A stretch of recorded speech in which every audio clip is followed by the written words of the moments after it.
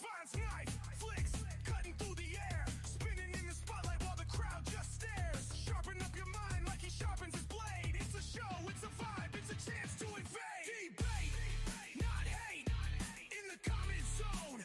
Fans from all over feeling less alone. Steel meets steel, but the message is clear. Respect the craft, leave your malice at the pier.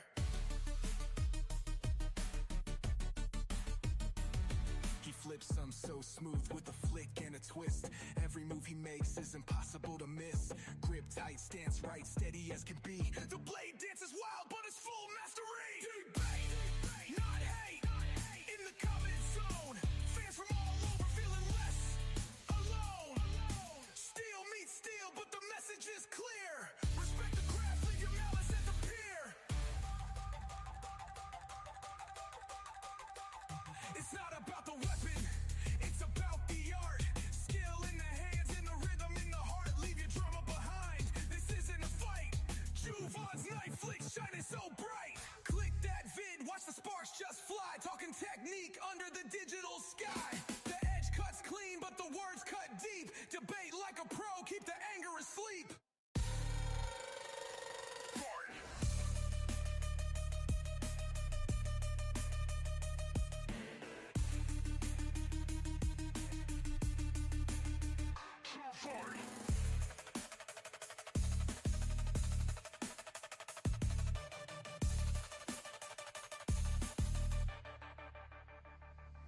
Debate, not hate, in the comment zone.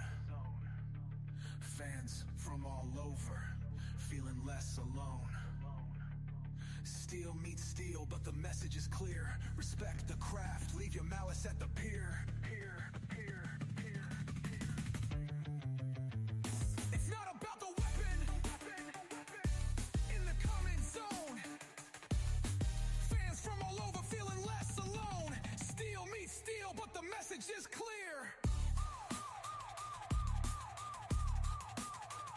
Respect the craft. Lights go dark, the stream comes on. Javon's here, the vibe is strong. Click and clack, the steel in sight. Every edge sharpened, Friday night. Knife flicks dance under the light. Blades that shine and cut so tight. Handles spin and edges glide. Friday night flicks worldwide.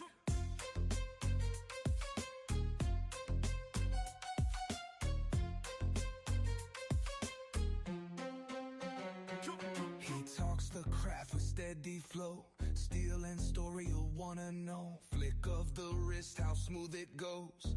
Every frame a master show. Knife flicks dance under the light. Blades that shine and cut so tight. Handles spin and edges glide. Friday night flicks worldwide.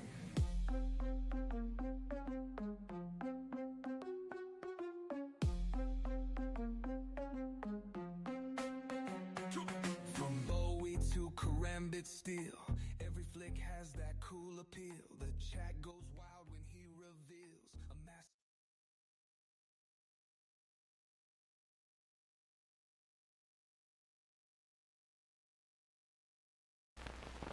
Big wheels are a-rollin', listen to them turn. The big wheel sound of power with speed enough to burn. Winning, spinning, braking. The Big Wheel by Marx with adjustable seat, handy saddlebag, and a quick stop racing brake. Braking, winning, spinning. Handy saddlebag. What is going on, people? I apologize for my cheesy AI intro. I couldn't resist. That is the Unstoppable Power Wheels, Blonde Woo Furry. That is a fact. Channel member, welcome. Ed Harrison's in the house. Welcome, my brother from another mother. We got Paul Mills, channel member in the house too. Marco, all you guys supporting. I appreciate you more than you know. We've got a pretty cool layout tonight. It's going to be kind of touch and go as always, but we might have some interesting guests stop by. We might just have us hanging out. We can, I got some stuff to show you guys right here. I'll do this.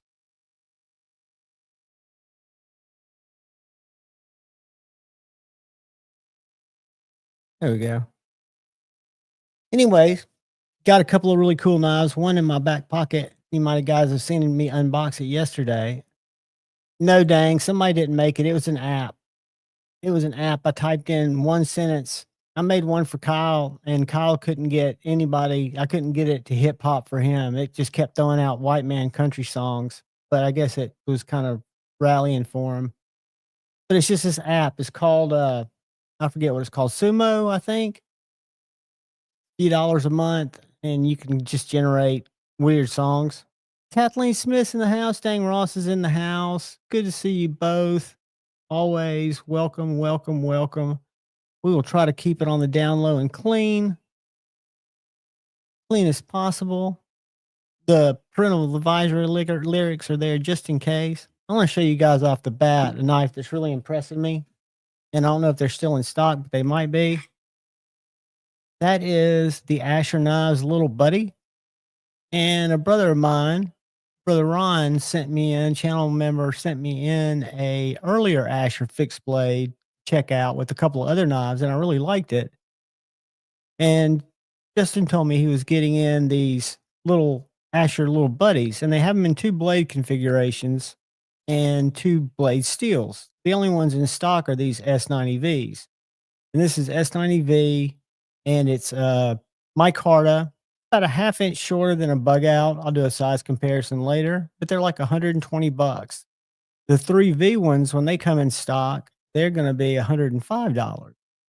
So for a really nice fixed blade, and I've kind of worn this thing through some cardboard just to see if it loses an edge because I want to sharpen it, see how it feels. But it's been a good knife. I've been impressed. And I've got some random knives out here that we could talk about.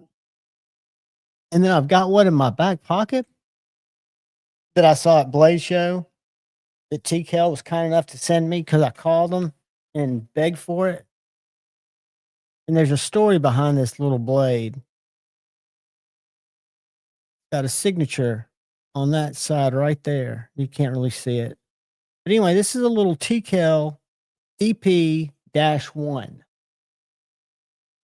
And this is Tim's father-in-law, Suzanne, his wife's dad, who's in the final stages of brain cancer. This was a little knife that he'd made 50 years ago that he carried with him daily. Just a small little EDC fixed blade to cut his fruit, cut whatever he was cutting, right?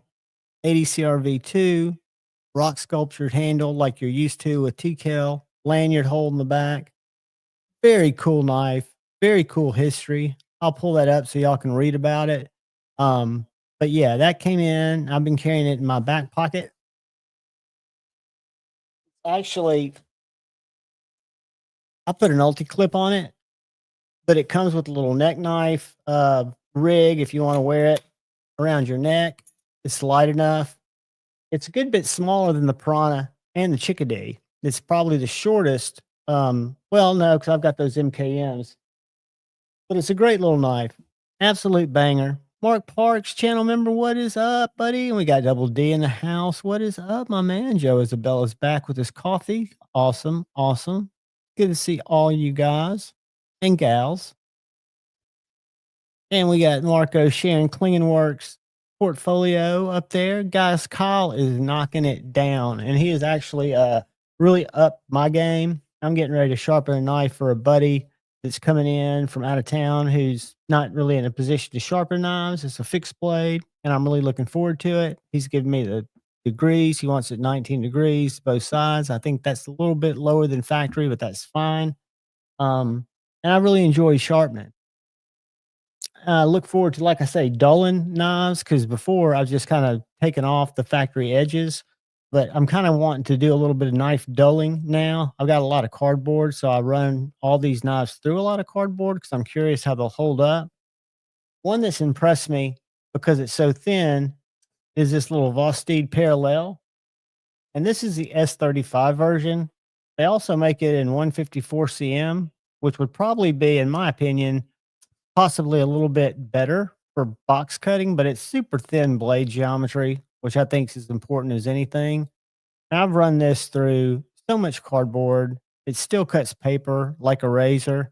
I will sharpen it at some point, but this is, if you measure it, I have never handled a Benchmade Narrows, but if you go to their website, this is actually a little bit thinner than the Benchmade Narrows.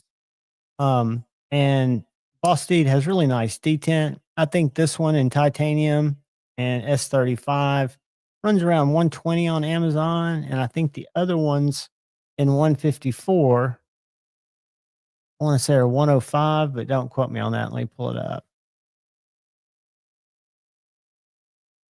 Amazon. Let's go. The reason I shop on Amazon is because it's more immediate gratification for me. Oh, here we go. Yeah, the 154 cm is 129. The others must have been 149, and they're not. The S45 or S35 is not in stock. But there is there's the black and satin. There is a black and black, and there is a full satin still available in 154, which again, I think I might even, prefer that. If you're looking for a super thin ass knife, there's 7 of those. There are plenty of those, and it looks like there are plenty of those. So a cool knife. I've enjoyed carrying it because you don't even feel that you've got it. It's just a real light, thin carry. Now, is it a hard use knife that I'd want to go try with? Not at all. What is up, Lord Needham? The man, the myth, the legend, and Douglas Wagner slipped in. What's up, Douglas? Good to see you, man. Howdy, howdy, howdy. Lord Needham, I hope you're doing well, buddy. I know your posts are bringing the heat. You're showing me stuff I've never seen before. I've got a couple of interesting ones that y'all have all seen before, and Paul will recognize a couple of these, but it's some knives that I've been carrying lately, like this little mini Pena Raptor. I was never a Pena fan until kind of just recently, and I really like this little knife. I'm a smaller handed guy, and it's one of the few top flippers or front flippers I can top flip. I've been loving that. I've really been liking this, which is not my normal jam. This is the Tuya Knives Skeleton Blade Works Scapoid, I think is how it's pronounced. It's a flipper only, but if you'll notice, the handle encapsulates the entire blade, and the handle's got this nice, I guess I call it toiling. So when you open it, it turns into a very comfortable knife. It's got a really aggressive pokey stabby Tonto point, hollow ground, S90V blade. Cool knife. Those are on sale, as is this one, which is a combination. I forget who the company that actually designed this knife is, and I should pull it up real quick. Hold on. Because I know Scotch and Things always corrects me because he knows and it has some of the customs from this guy. So I need to give credit where credit is due. It is called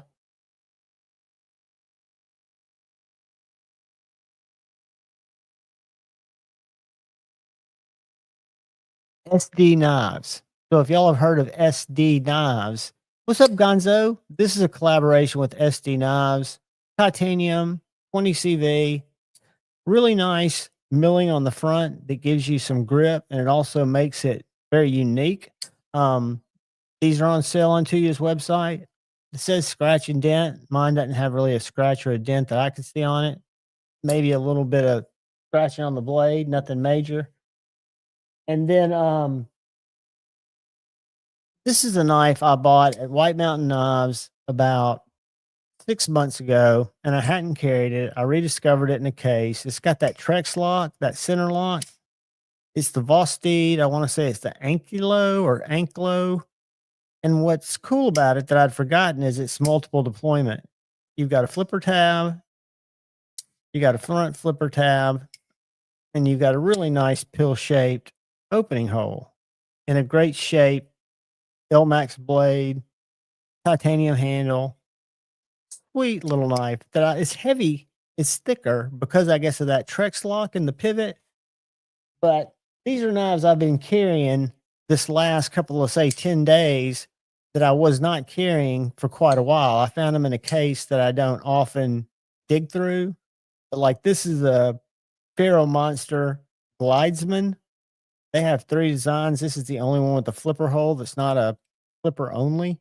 And it does have a flipper that works very well if you don't like a hole. What's up, Homer? Good to see you, buddy. Bama Ninja, what is up? I've got a mushroom backscape for you that I'm going to let roll. What is up, Adventure 50? Good to see you, man. I'm going to change that background here shortly and put on something with a little more motion on it.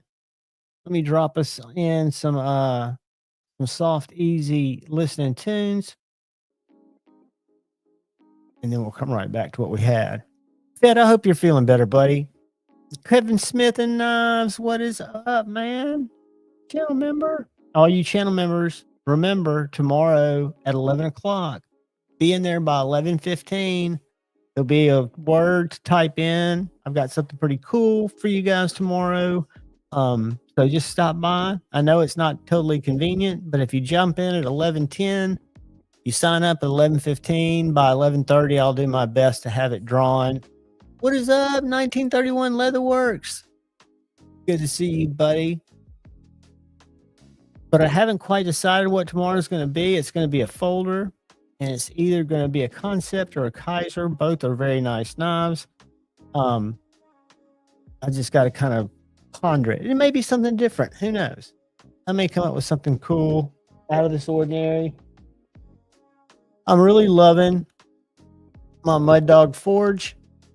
I've been putting this to the pace, and I thought I'd be a little nervous by that recurve. And I'm not, because I've got a work sharp ceramic rod, which I even haven't had to hone it yet because I've only cut cardboard with it. But this is a little Mud Dog Forge made up in Tennessee. He's worth a follow on Instagram because he makes small batches and drops them on his IG. Dylan Mallory, the man, the myth, the legend. What is up, buddy? Good to see you, my friend. Welcome in, welcome in. Dude, better is always better. A little relief goes a long way. Sometimes we just get used to the crap.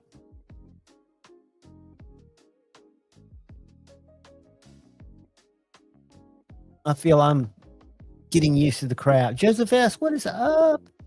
Good to see you, man.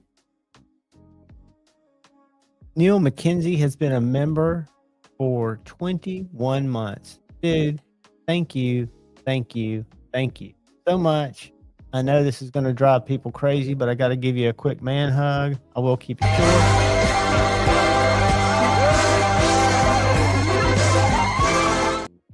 Thank you, Neil. I appreciate you, buddy. I appreciate all you guys. I'm still freaked out that people watch my content. Hey, Joe, no explanation needed. A lot of times I lurk in lives. I'll be sharpening a knife, or I'll be folding clothes, or I'll be picking shit up, or who knows. I might be shooting my BB pistol in my living room because I've got a cool little trap that catches my BBs, and I can sit there. It's a Glock style BB gun, Umarex, and it'll shoot a tight little pattern at about 20 feet. And I haven't put a hole in the sheetrock yet. That's a win. Neil checking on Fed. Everybody checking on Fed. Fed's the man. Fed's doing better. I know Fed's gonna bounce back. I'm gonna throw on let's do this. So here. Let's go and just look at some New York background. Some busy city that none of us are hopefully in. I'm not in a big city. I'm across from a cemetery, totally laid back. Well, I like it. Very nice, very quiet, very calm. And then I've got this knife that I traded with from a brother who's in the chat. And I'm holding it for him till he just has to have it back. But I absolutely love it. It is a Microtech Mini SOCOM Bravo, a knife that I didn't know how much I'd like, but for me and my hand size, it just fits perfect. Like all Microtechs, even though this isn't made in the States, super slicey. And then you've got these channels, both on the front and on the back, that lead to the thumb studs. So I don't even have to look at it to find that flicking point. And then what I love about it, like a lot of the gentleman knives, even though this is tactical, the blade sits all the way in the handle. Just a winner. What's up, Fig Doozle? Brown Sugar. What's up, young lady? Young man, young lady. I never know who's what and what's who because it doesn't matter. We're all knife people hanging out, or non-knife people hanging out. All are welcome. Let's see if our other stream kicked on. It looks like it didn't. Let's see. Maybe it did. Maybe it didn't. Let's see. Yeah, it did. All right, so I can close that out. I just need to remember to close it after the fact. I did not stream to Instagram tonight because it's too much of a pain. I have to go live here and then go live there. Then I have to end here later and then in there. Dwayne Leatherman, what is up? And it's just too much. And I figure all that's going to do is draw in haters and people that are going to whine about something I say. Not that I want to say anything to make people whine. That's not my intention at all. But, you know, I think sometimes a smaller audience is always more quaint. It's better. I prefer a small room auditorium than a big venue anyway, because that's just me. And I love hanging with you guys because y'all are always here. We can talk about weird stuff. We can talk about what's on your mind. I carried today that little tiny knife that I was showing you, which is the DP1 by TKL. I carried my OG Nimble, which is still one of my favorite little design knives. And I carried, as nobody's surprised, because I don't change it out that much because it's effective, my Jack Wolf Feel Good Jack. And then I carried my Focusrite, actually F7 or 47 Cork 3. About an $80 light that works great. I love it. It's got a great clip. What'd you guys carry? Angelo. Anybody carried anything that they want to throw up there?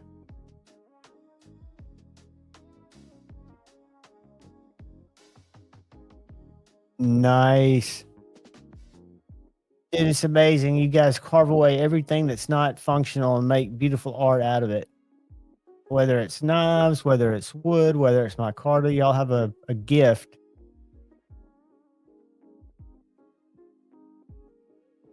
Boot carried his new Recon M1 in Magna Cut. I bet that's a beautiful knife. I don't know if I've seen that. I know I have. I'm just not sure. I see so many cold steels.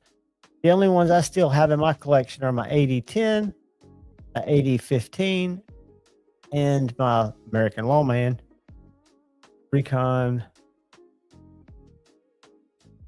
M1. Oh yeah, that's a gorgeous knife. Very nice. Congratulations, buddy. That looks like a score.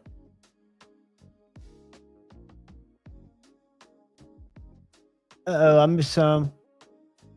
We got a Boker Apex Slippy today. Joe Isabella carried his shipwreck brass Penguin Kershaw Launch 9 and a Boker USB OTF.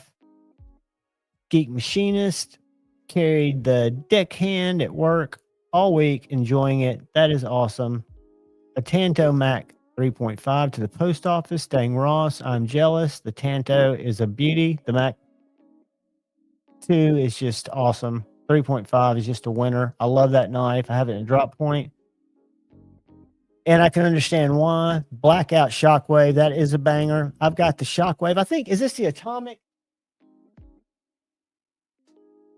Or is this a Shockwave? I know it's the Stonewashed. I always forget which pattern that is. I don't know if that's the Atomic or the Shockwave, but this knife in a Tonto or in a drop point is a great, great, great knife. I'm carrying outside of the country today to show a little solidarity, right? I like all knives, I cannot lie. Double D carried his American Blade Works Model 2 and a Boker Barlow. Two absolute winners. We know what Dylan's carrying. His Proto Spectra. Dude, I need to get on a list. I rarely do any pass rounds just because I always... Atomic Shockwave. Thanks, Gonzo. I always am bad about having knives come in. I mean, I've got a few come in that I send back. And it's just, I would love to check it out. Let me know, and I'll definitely sign up for it because that's one I could get in and get out in a few days, and I'd love to show it. Scotch and Things has been showing his Deadlock all week, and it looks awesome. And he hasn't crushed it yet. Brand New American, what is up, my man? Good to see you, brother. I don't know if I missed any. I need to send a linky link. No pressure, Scotch. I don't know where you are, but you're welcome to hop in.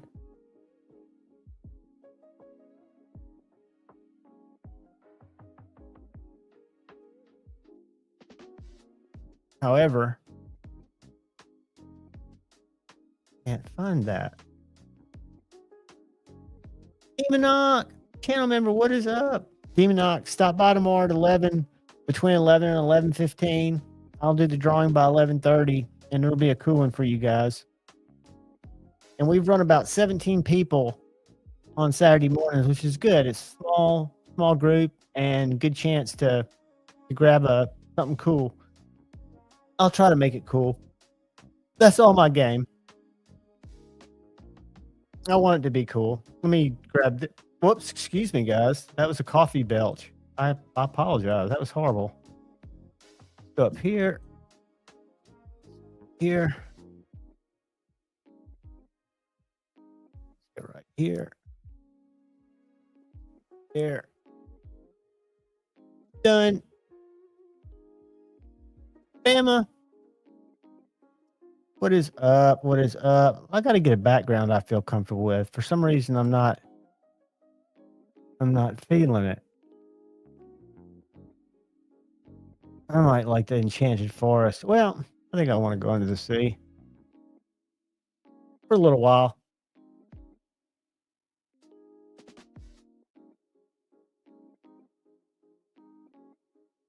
Y'all are all so talented. I mean, I think that is so cool.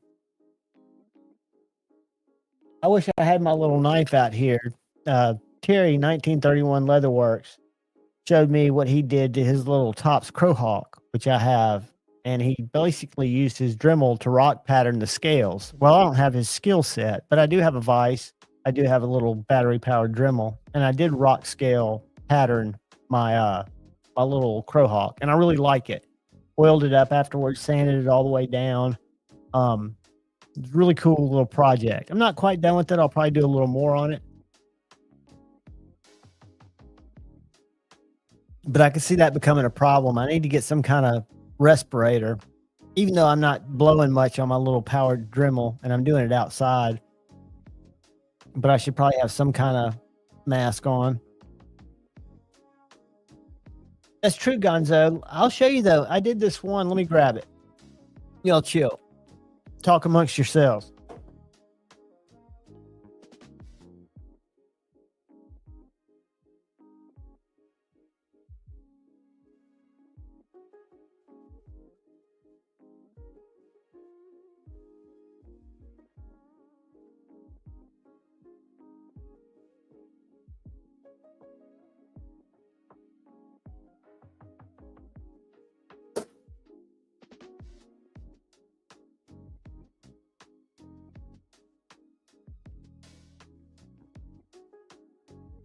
I got several little fixies that I picked up over the years.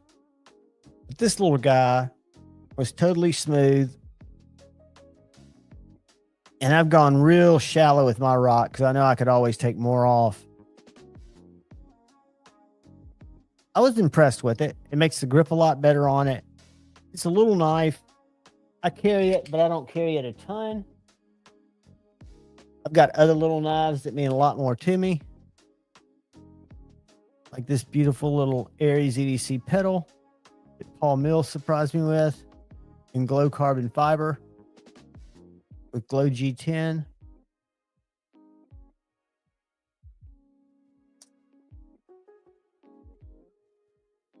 Or this little, I need to do a video on my smaller knives. This one was one of my medium size that went out today, but this is a great knife by Driver Defense.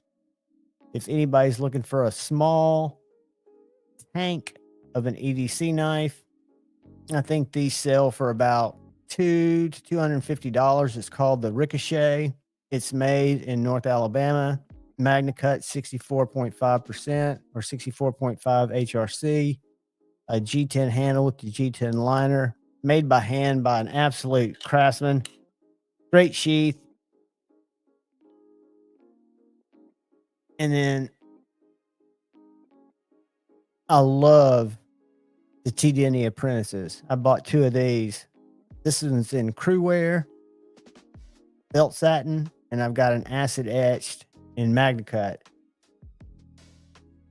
And that's going to make it on my small EDC. Yeah, he does a great heat treat, Dan. Dang. Driver Defense is only part of what he does is fixies. Most of what he does are either slippies or let's share.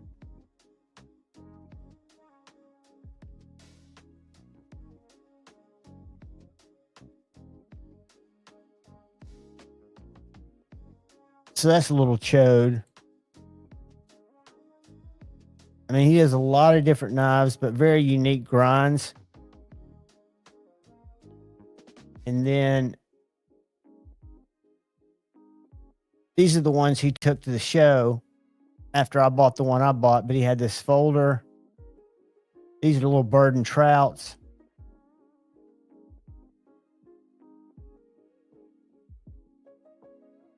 But then he makes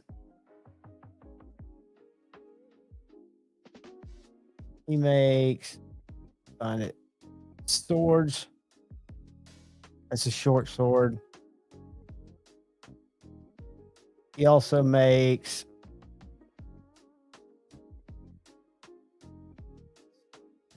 full-size swords. But really cool folders. I've got a couple of his knives. Those are some of his folders. I've reviewed one of his folders. He does slip joints. Really nice stuff. There's 2 of his swords. Whoops.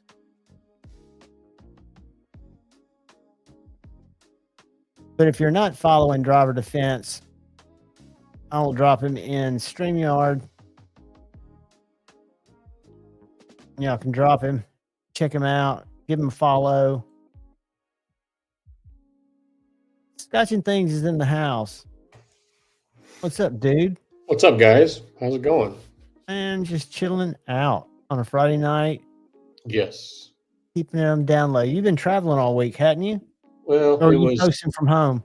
it was forced travel. I had to go to a meeting, a 2-day meeting, and then I got snowed in. So Oh, that sucks. got home yesterday. That's not good. So you were supposed to get home a couple days earlier, but the weather kept you there. Did y'all Yeah, just it was goof off, or supposed did to go y'all make home the most of it? Wednesday, got home Thursday instead. So yeah, it is what Ron it is. Crow, howdy, brother. Howdy, channel member. So what's new? Not much, man. Just keeping it, 10 feet down, 10 toes down.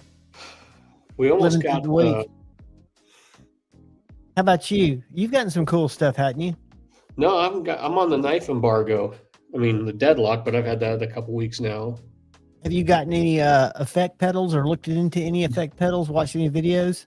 Nope, I haven't even gone down that road yet. Good for you. And there's no I'm rush to just go down that road. I'm just learning. I'm just kind of playing with the tone I have between the guitar and the amp, and I'm still just kind of messing around with that. What's that little I did guy? get this. This is a DP1, a new little fixed blade that TKL did. That's a testament or a testimonial to Tim's father-in-law, Suzanne's dad, who's got brain cancer, and he carried a I little knife saw. just like this for years. This was his go-to knife, and they did a replica of it. He signed one side of it. You can't really see it in this light.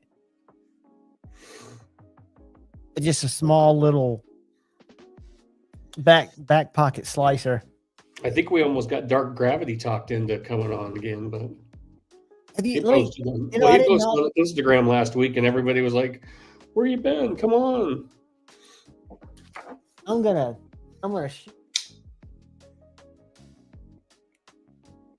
Always send him a link, but I didn't send him one tonight because I wasn't thinking. Hold on. And where's Grumpy this? Santa at? I haven't seen Grumpy Santa in a while. I know he's grocery shopping, but I mean, they can do that earlier in the day.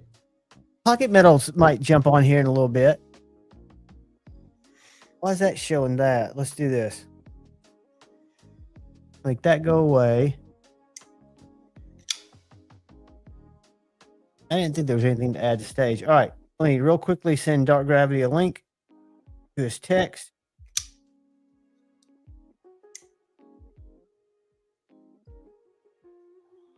All right. Yes. Copy.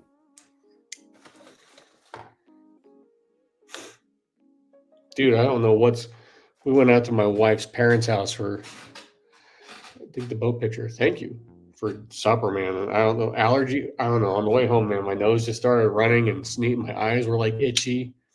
I don't know what the. Hopefully it's just allergies. Hey, Gareth. Yeah. What's up, brother? Gareth comes to us from South Africa. He's part of our worldwide group. He won a contest that Bostede sponsored me on Instagram, which was really cool because I'm still fighting the Instagram battle. Every one of my appeals, it takes about 3 days, but it's upheld. It says your appeal was fine, and then immediately AI flags the next 15 posts. This Why? is because they're against. I guess they think. But I thought it was.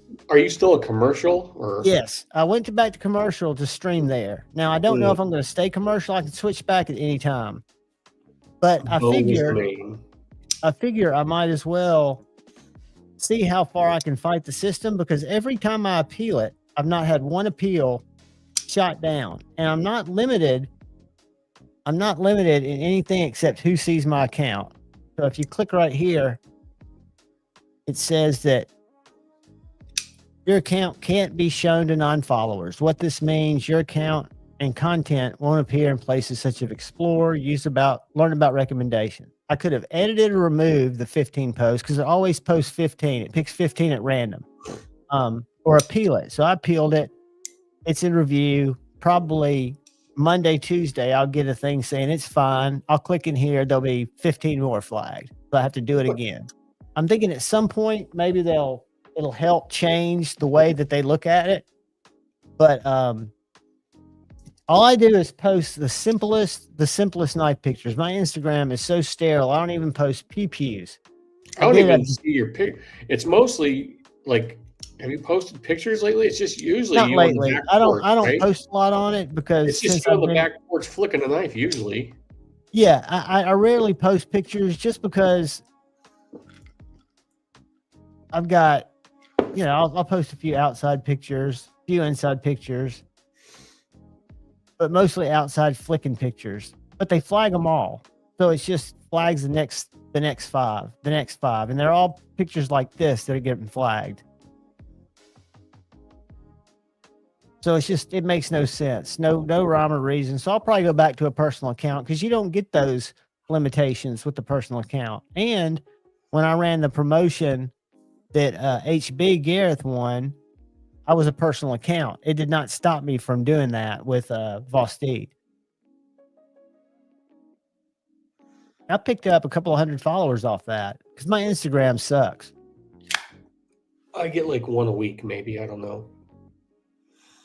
I probably drop off over the time just because I don't ever post. I need to post more. Usually it's I get the, some such and such. Someone just followed me the other day. Some Damascus company that is just some fake overseas. I was like, whatever. Well, I'm real bad about getting into my messages. I give people who know me, like Fed, my number because I won't check messages very often. I don't get into Instagram daily. I rarely get a knife message. I get messages, those fake, whatever, spam bot messages all the time. I get them for watches and for my dog.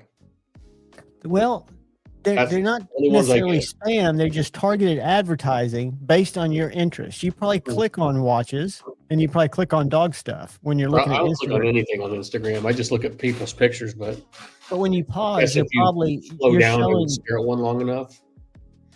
What's up, Mad Yako? Can't remember. Come by tomorrow, brother. We'll have something cool going at about 11:30. We go live at 11. I put it up at 11:15 and we go give it at around 11:30 so everybody can get out and get on with their day. So have you been playing much or you been traveling too much to be playing? I haven't touched it. I've got it. I'm gonna do some wife stuff later, but I'm gonna play a little bit. I haven't touched it since Monday night, which is kind of a bummer. I have not been playing my guitars. I think I showed you this. Did I show you that? And I put the little keys on it so I can transpose the stuff I know with guitars. It won't help me if I ever come to a naked keyboard, but it's helping me put together songs. And dude, I'm getting where I can do this live looping. Where I can lay down. What you play? We talked about pocket metals, Strat.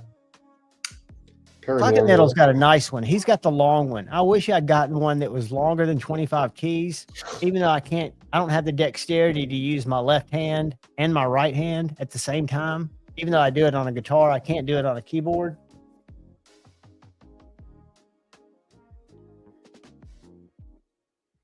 But that's where I spend my free time. I bought a Michael Jackson pack, which is kind of crazy, but I can play the intro to Billie Jean, that little and then I can play the bass line, that because you can find all that stuff on the internet just like you can with guitars. And it's all one hand because they use so many samples. If you ever watch a video on the recording of Thriller, I think they're 11 cents layered in Thriller. So they're doing little parts here and there because if you see people recreate them, it's really cool. Let me find one. Go to YouTube. Do this one time and no more. We'll do Michael Jackson.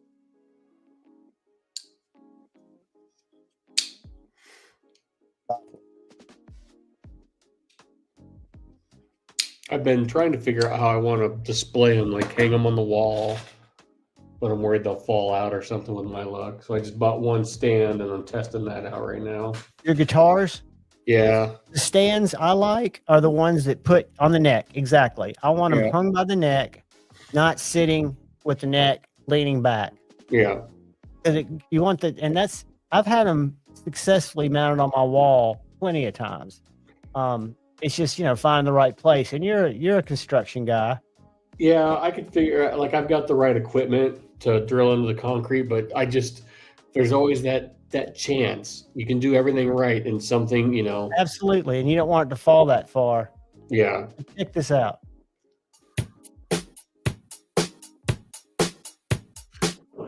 He selects different tracks off his computer.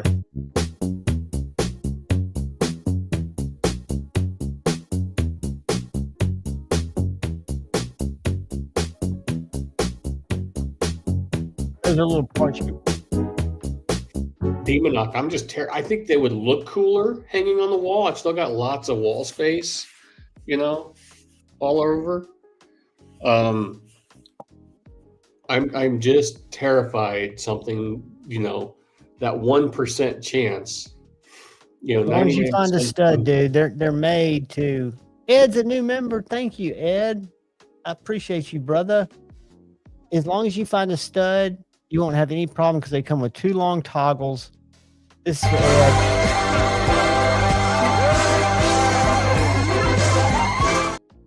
I promise I'll get a kazoo sometime or some instrument that I can play.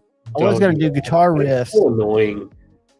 At least the Rocky thing's funny. Okay, so just put in the right anchors. I know, and I've got access to all that stuff.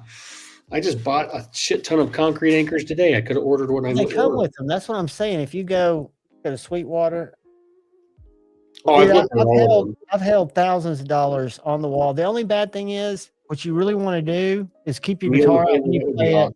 You want to keep it in your case. Do what? I'm sorry about the case. Store your guitar is to store it in your case. The best way to do it, or the best way to screw it up? No, the best way to store it is in the case. Yes. I keep mine out for 6-7 months at a time. If I'm not playing it, I still keep it out. I've seen people, like, different materials or whatever react different, where if you've had it too long, there's the hanger can leave marks on the neck. And well, they're different ones. So this type right here is what I recommend. Now, it does not have the lock. It's got a little rubber band that goes across the front here. Yeah. But it's really deep, and it's got look at these screws. Got both drywall anchors and screws for just. This is a Hercules brand. And then the other Hercules brand that people like, but I think they're more risky to scratch your neck, are these right here. The ones even though they're soft. So you think that's more of a risk? I do, because I don't like these little plastic things that turn up. Because all these do. Coated. Huh? Mine are covered in foam. Yeah, yours are probably like the first ones. Let me stop sharing. No, mine's a Hercules. It's got that thing where you drop the neck down on it and it. Oops! What the fuck? Sorry. So hold on. Sorry. I pushed the wrong button. I was see the neck there. Like it releases and lets go. That's what you want. Yeah. And weren't those both Hercules? The Hercules stand has that little, I see what you're saying, the little arm that moves. Yeah. The other one's the swings. Yeah, the ones I've had were string swings. And they're $59. So they cost more for some reason. I don't know why. This thing was only $59.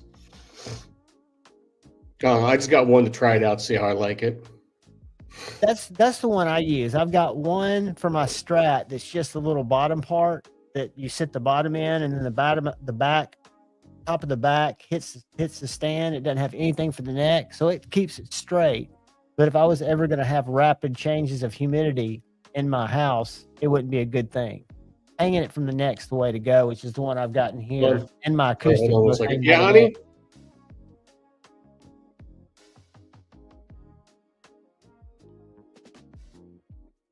Record a riff on the guitar and use that. I actually had I've got inputs that go into this soundboard, and I've run my acoustic in it, which kind of works, but I need to be able to run from an amp with some wet effects into my board to make it sound decent.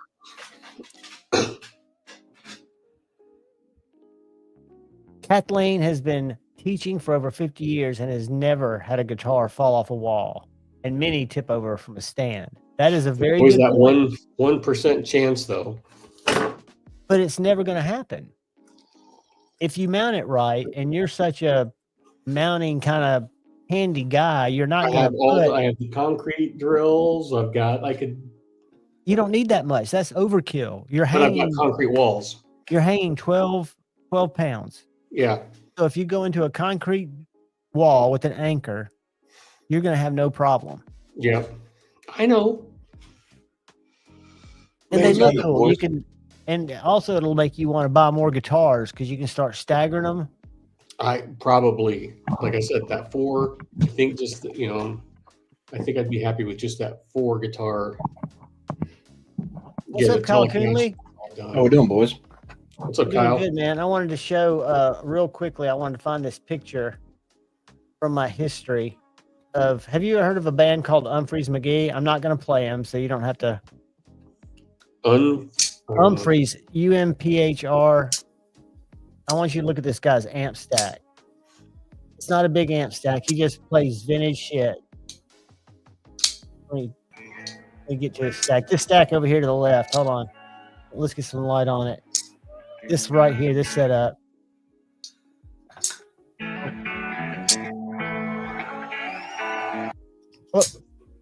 How often do you think about your poop?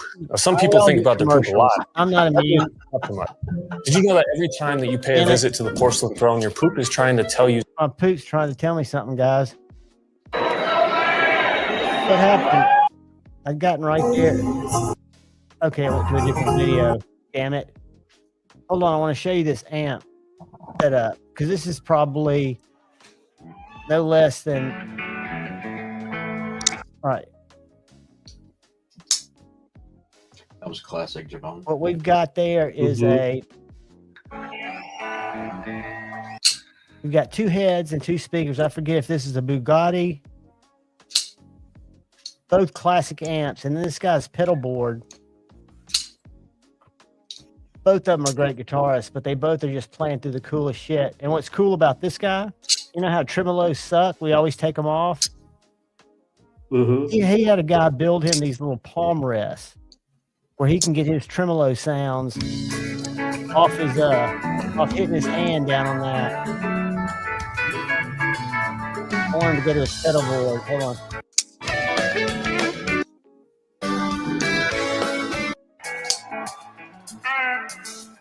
He's got the best tone. And it's coming from these 2 amps right here. Those two amps and those 2 old cabinets. Those are all vintage. And he's got a pedal board for days. Right there. You can't see his. That's his buddy's, all analog pedals. But anyway, killer equipment, and that's one of the advantages of continuing to buy vintage stuff. Ed's been a member. What is the emoji, Javon, right on? Oh, that's Knife Rights. I need to go through and change my emojis, but that is I'm not mistaken. Let me look on YouTube. That is a Knife Rights logo for a company, a lobbying group that supports knife makers and knife rights around the country for archaic knife laws. For 2 years, 21 and 22, I think we did a Knives Live to raise money for them, a 24-hour group of live streams. Chicago 23, Wu-Tang forever, always, buddy. Good to see you.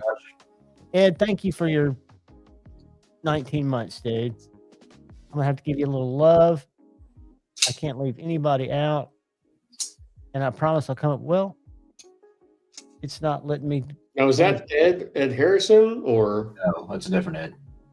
Because I thought he changed it into Fed, but yeah, Ed's Fed. Changed it back. No, that's a different Ed. Yeah, I didn't know if he changed his name on just to do, like Space Ghost has and Crispy and all. Let's give it a quick watch.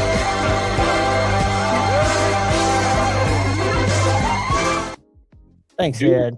Don't do a kazoo. God, that is so stupid. Is that stupid? The kazoo? No, that's not a kazoo. No, I said don't do. You said because that is. I No, tried. I'm kidding. I thought about using, I've got little air horns here. I could go. It's just nonstop, and it's just. At what point did you need to do childish things? We're adults, like. That's exactly what I was getting ready to say. Is we're all adults. We're adults, and you just want to be that. Look at me, clap the hands like a monkey. We're adults who play. That's why I do stuff like this, not because I'm trying to be. That's better than any of the other dumb shit. Ringing bells and gongs and.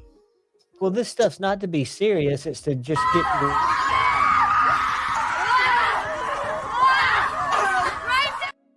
And I think it's funny because it's real shit. I just think it's. I don't know what.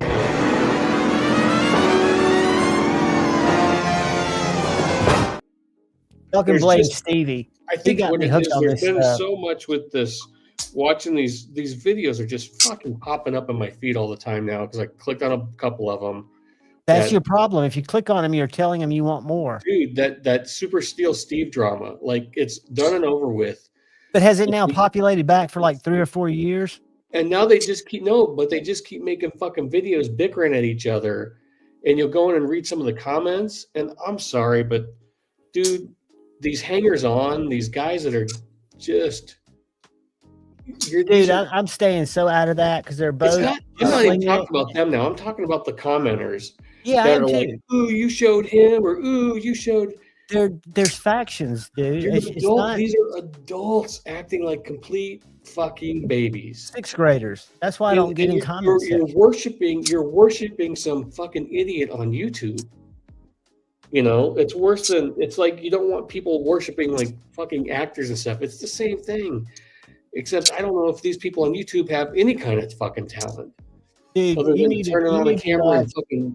to watch some of the content that I watch, and you will realize that we are living with a group of people in the community that are higher intelligence, as crazy as they get in comments, than most of the groups on YouTube. I understand that, but these are not. We're talking about a fucking hobby, and it's like that in every hobby. I'm sure it's like that in the sports trading cards when your favorite fucking. Cardboard card collector. People are passionate about it, and when they can sit at home and type without any kind of. It is, but to be so invested where you're cheering on someone else's failure or someone else getting burned. Cheering in this internet, and I know everybody, like we say, look, dude, the drama's fun. I laugh at it. I think it's funny. It's like a car wreck, right? Everybody turns their head and watches the car wreck. If I had my way. And I'm not taking any sides. When Steve made his video, which I don't know if it was, I didn't like the tone of it. When he did his first video, he should have gone silent after that. He shouldn't have kept coming back and having these videos every day go back and forth because it doesn't help anybody's business. It doesn't help anybody's reputation. It draws more attention to why he's getting so much ire. And I don't know what the guy has to. I don't know the history between what's his name, Prepper. We're just Jacob something, yeah. Kyle, you're quiet, brother. I said, but yet we're just feeding into it by talking about it more. We just need to. I don't know who he is. I mean, but what my algorithm has been showing me is stuff from the past, like 3-4 years ago. With now that I've watched that video, the first one, I'm getting fed all this past drama that I don't care anything about. I don't mind so much like if they want to fight and make stupid videos about each other, it's like the comments are you just kind of, if you read the comments, you're like, oh, we're just sad people. Like, no, the comments are the people like typing away and rooting for people's downfalls and stuff. And you're just like, oh God, guys, grow up, I don't know. And that goes along with like the kazoo whistling and just like, it's just sickening sometimes. Do you see any of that? Because I'm not in Facebook, and I heard today I was watching something. And see, it's not, really high not just cost in YouTube. Facebook for its The, groups. the fucking knife fights drama that happen in the Facebook groups, it's just like YouTube. It happens every fucking day. There's So someone. pretty much every platform Yeah, is it not going doesn't. to be And that's amused. the thing, it doesn't matter what it is. They're always fucking fighting in the Facebook groups, also. So Well, the best thing is just to turn. Michael Sawyer, what is up, buddy? Todd, that's correct, but we've been preaching about that for a long time and no one listens, so I don't really care, and honestly. he said, I don't know what he's talking about, but even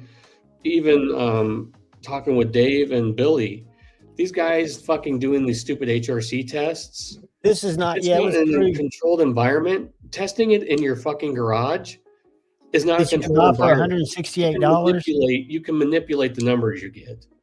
And did you watch Outdoor 55's video on it? It's not reading HRC. It's Mm-mm. reading something else. What's it reading, Kyle? No, I'm talking about real HRC testers. I could go down a 2-hour rabbit hole in this, but here's the general synopsis. Those machines are finicky. You will have a wide spread on them, even from tester to tester. Say they're both calibrated. It depends upon. There's temperature variations. There's all kinds of things that don't take into account for it. And like we talked about too before in the past, that HRC is not a linear curve. Right. So 2 points is a pretty big difference, especially the higher you go. But for anyone just doing it all willy-nilly, you're not going to get accurate results. You have to actually put into some of the time, the effort, the controlled environment, like Scott was talking about, the temperature controlled, like all kinds of things. You know, whether you want to pay the money to get it calibrated, you can do the calibration yourself, but having the calibration done gives you a receipt that basically says, hey, I've done it the right way. You know, updating your indenture, the actual piece of metal. The piece of metal that actually goes into the knife. Right. The little cone. Yeah. They described it. Yeah. So there's all types of variables that go into that. But what it all comes down to is, say this is an HRC tester and I put it in here and I poke it and I get 63.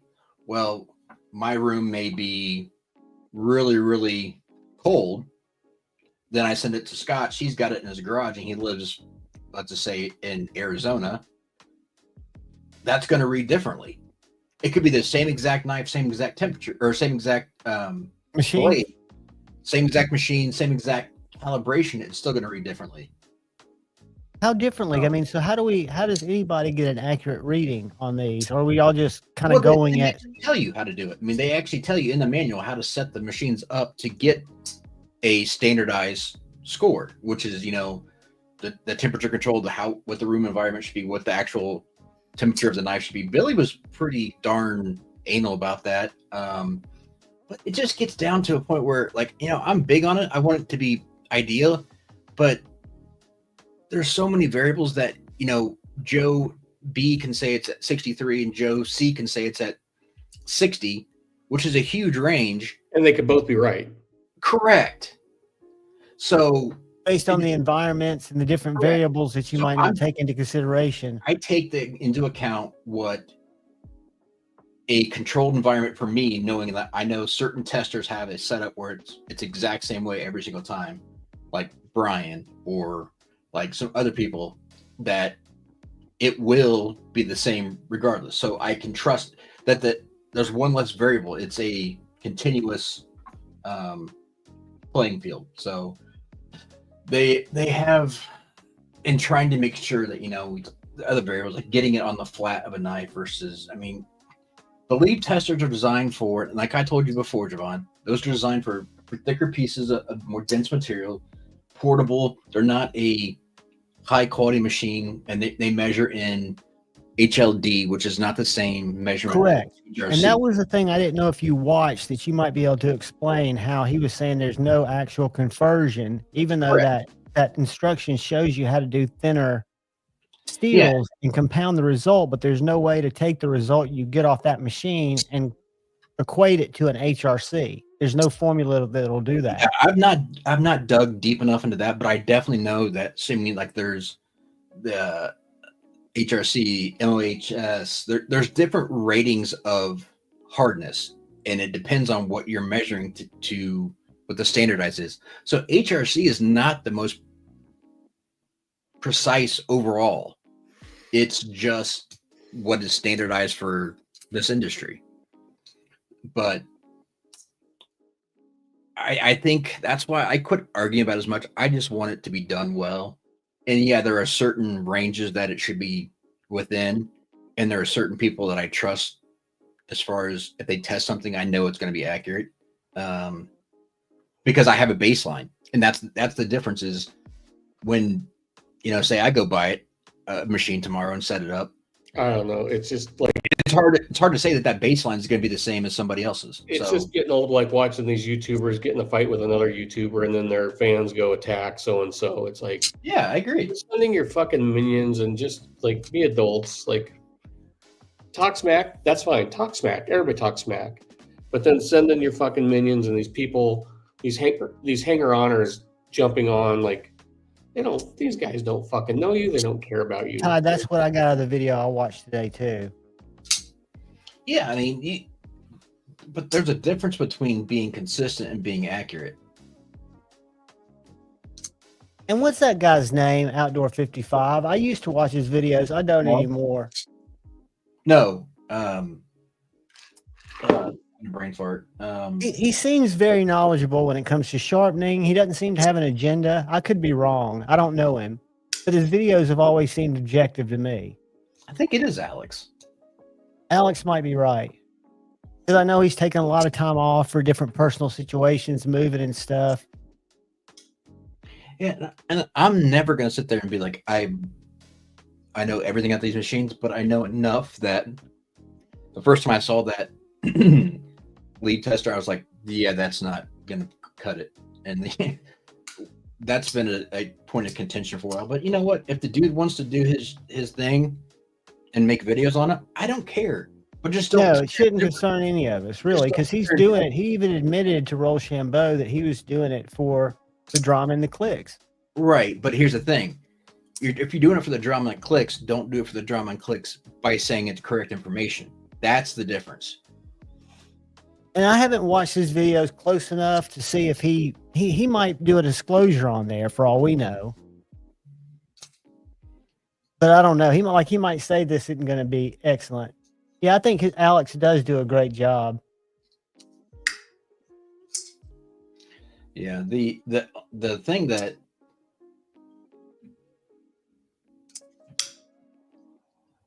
good for you, Michael Sawyer. Find people that you get good information from and lean on those people, because they're typically going to be kind enough to give you that information at will. I wholeheartedly agree with the Brian statement there.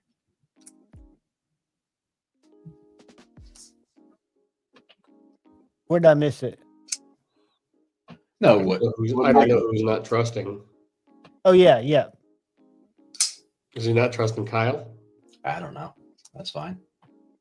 Well, he's talking about people with testers. Either way. But yeah, I just don't like the putting out there as it's gospel and that, he's a engineer, so therefore he knows what's better and tries to be condescending to everybody. That's what bothers me. I don't really care what he says about something, but just don't say it's accurate. But even if you're an engineer and you've got credentials, but the manual tells you right there in black and white that it's not convertible, as an engineer, if you're going to be objective, you should say, by the way, this isn't going to be exact. This is going to have a range of, because he knows if he's an engineer. Yeah, but here's the thing. That doesn't make him credentialed in this. It just means he's saying that. I mean, right. Everyone has their own field. Yeah, and I tell you what, he made Jared feel. Oh, I don't know shit about HR. I didn't think you were talking about me. I didn't know who you're talking about. I've said this 1,000 times. I don't care about HRC. So don't fucking Michael, care. this is an open forum, buddy. You never need to apologize. If you know me, you know I think it's funny because I don't care, and I know that's some And you people's cut passion. straps. You probably cut stuff That's not harder mine. than anybody in the room. Maybe not anybody in the room, but you do wear your stuff out. You put it to the test. So if your stuff was not, if it had problems, you would know. I And would know Kyle, if the blade broke. I couldn't tell you if my SMF was supposed to be at 60 and it was at 57. I couldn't tell you. Dave just said it. He heat treated that blade from Billy. It came back soft, and Dave's like, I can't fucking tell.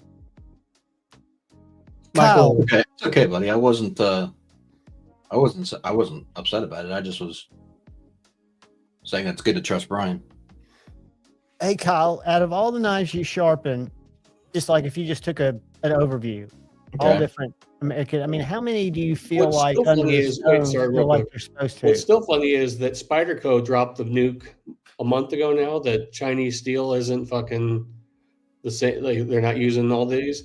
But then every new knife YouTuber is like, check out my knife in S90V. Check out my They're knife not in calling Magna. it CP. They're not calling it CPM S90V, and I know it's not right. That's just false advertisement then, isn't it? Kaiser, and I love Kaiser, and some of their 3V, which I don't know if they might be buying the 3V, but they do say USA made steel in their ad. They're not buying shit, in my opinion. But hey, whatever floats their boat. But just yeah, I don't like the misinformation, the false advertising, and leading people on. But No, because I don't think it's necessary. I think you could say this is our version of MagnaCut's formula, and we build it in evening, Chris, in state of the art facilities, and y'all test it and let us know what you think. yeah, a lot of that though, what Scotch was talking about is just not wanting to admit that what they have is not the same.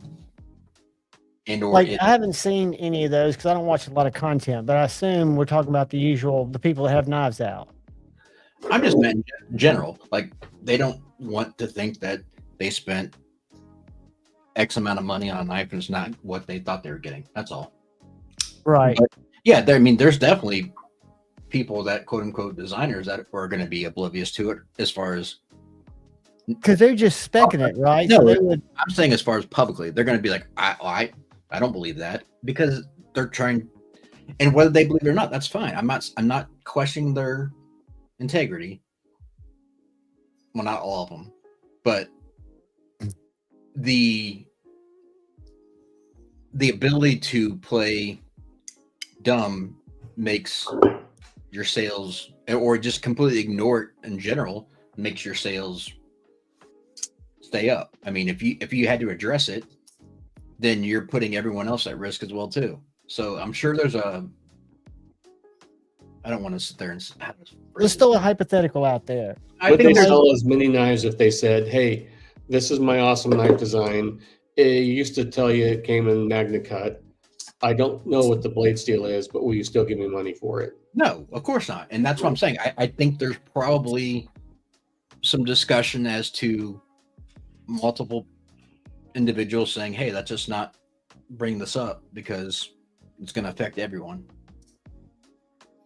So on a knife like this Microtech that's made by Reich, okay, do you not think this is the same MK or M390 MK as they put on their other knives? No. And I'm just curious. I would say no, because didn't they do to M390 pretty much what they did to D2? Right. I just know they did a little tweak to the formula through Bowler. No, Microtech. So they tweaked it, but that was with Bowler, and that was for their American steels. That knife's not in the MBK. That's not American steel, but it's a Microtech knife. Yeah. But, okay, so the only thing, Scott, the only thing I will say is if Reich was doing the handles and Microtech was doing the blades, that's different. But I don't think that to be the case. What's that? No, sorry, I was trying to read something while you were. What did you just say? I was trying to. I said I don't. The only way I could look at it would be if Microtech did the blades and Reich was doing the handles. Yeah, but I don't think that to be the case. No, Reich did the whole thing. And the M390 MK is not shit. It's the same as M390. It's just they put their initials on it. That was been tested a couple different times. Yeah. So that's the thing. Like all these steels, if you have the equipment, you can figure out what it is. Have y'all seen this guy's page? I caught so much shit for the F and Grow. hang on one second, Javon. I got to respond to Gons. Go ahead. Gons, I agree to a point, but when it comes to my money, if you sit there and tell me you're going to give me lemonade and you serve me piss, I'm going to be upset. So I want to get what I'm paying for. And if they don't do that, then just sell me something cheaper. Speaking of which, I just saw a clip the other day from You know what these are? Charlie and Frank. Charlie was really it was just a clip, but and Frank gave him water or Gatorade or something, and it was piss. He goes, "Oh, I'm sorry, that's not the Gatorade. That's my piss jar." He goes, "It's this one." And Charlie drinks it, and he goes, "This is piss too." He goes, "Oh, I'm sorry, I got them mixed up, and I just peed in both of them." I agree, Gonzo, but I do also see the point of knowing what you're getting. But I only open mine for the littlest thing. You know what these are, guys? This is the guy that orders these $100 clones and reviews them. Why waste your money? Well, when he goes and shows them, he's doing all the stuff. You know, I don't think he has an original Lamia. Those are Rosie's. Well, that's what I meant, Rosie. What did I say, Lamia? Mm-hmm. And they even got the little Oz stamp on the side. But there are two companies, Limishi and Ju Fuel are these two companies that make these. Michael, what do you makes mean me sick, but I haven't commented on his post yet. It's not my business. He seems like a nice guy, maybe just uninformed. Michael, what do you mean by real brands? I'm just curious, your definition. I'm not attacking, just asking your definition of real brands. Good point. I wasn't sure, Mark, because I couldn't see it on the display. Well, that makes more sense then, Mark. They're all the same brand, though. That's also the delusion. I wasn't going down that rabbit hole yet, but I just was asking because I was curious when people say facts are facts. When you learn the facts, just because you don't talk about them doesn't mean it's not true. Not arguing with you, buddy. I know you're not. I have no issues. It's just weird how stuff just gets glazed over sometimes. Like, and that's the thing. If people don't care, I don't fucking care. I'm just gonna tell you what I know, and you do. It's your money. Do what you want. All my imported knives. What I am proud of is just as well. I don't watch limited use a lot. I learned about him through Javon. Duty. Yeah. Duty just put up a video yesterday, about American versus Chinese. And he's kind of, and I never watched him because he was a lot of Chinese knives. And I just I don't care about it. It doesn't interest me. And he's, I guess, gotten more into American knives now. And he's gotten it. He said, I hold, and it's got soul. It's not, I don't know. I thought it was, but then I read his comments and people are attacking him. It's just, I don't know. That's the key. Just don't read the comments. And I don't. I just want the people, because I don't, like I said, I've seen some of his videos and this one popped up and I was like, all right, man, cool. It was nice to see someone who was heavily invested, or not heavily invested, but he had a lot of fucking Chinese knives. And yeah, he would, and he still, I think, will look at anything. I think so too, but I think he's finally seeing, I think he hit that point where not all of us, but some of us get, in our knife kind of journey where you're kind of like, you start switching over and you're like, I know it from firsthand knowledge. You're like, yeah, I agree to a point, but here's the thing. Like, if I will say this, there is a place for the knives still. Mm-hmm. Do I think that they all need to be that way? No. And do I think that? Do I think they're worth the money they're commanding? I'm never going to sit there and argue that they're not well made. I mean, Scott, I don't know if you've seen this or not, but here is $140 knife. That's the Monterey Bay, right? Yeah. This is a Laconico design. That's why I bought it, because I'm a huge Laconico fan. He's had this design out for a long time, just never For made it. $140, do you think that's a nice knife? Yeah, it's well built, titanium, quote unquote S90V. Yeah, no one's. Yeah, I think That to me is worth the money as a budget knife. But to sit there and say, okay, that they're going to market this and say this is $400, absolutely not. But a lot of those guys are getting into the $400 ballpark. I agree with you. I'm just saying there are certain places. I saw a fucking re-op for like $1,900. Yeah, tricked out. Fucking made me dizzy. You're never getting that money back. No. Yeah, and I've seen Wee's top 400 and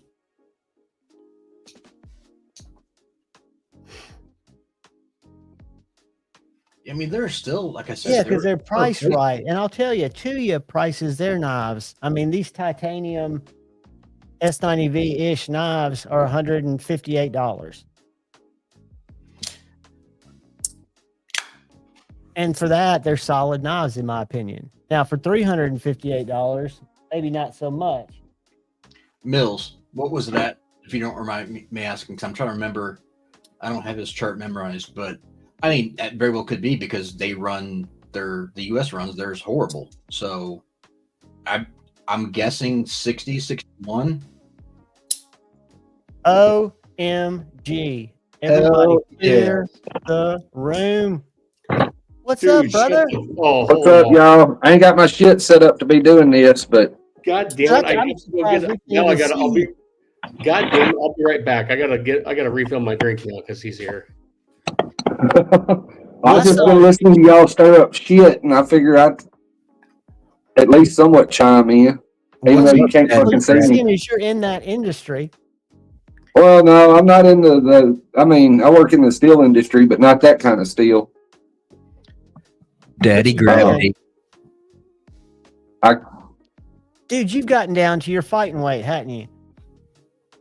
Well, I mean, I don't know what I weigh. Dude, I'm not the lightest I've been. But you look like a totally different person than when I met you. Well, I mean, when you met me, I weighed 300 pounds. And you weigh maybe, what, 180 now, 175? No, about 190. The lowest I've weighed is 185, and right now I'm about 190. Well, you're looking good. But I've been at 190 for 2 years now, so give or take a few pounds. I mean, I usually run between 190 and 195. And that's Kyle typing. Brother, how have you been, man? Oh, I've been good. I've been catching y'all's videos and you spending the fuck out of money. I needed to talk to you just to get on to you.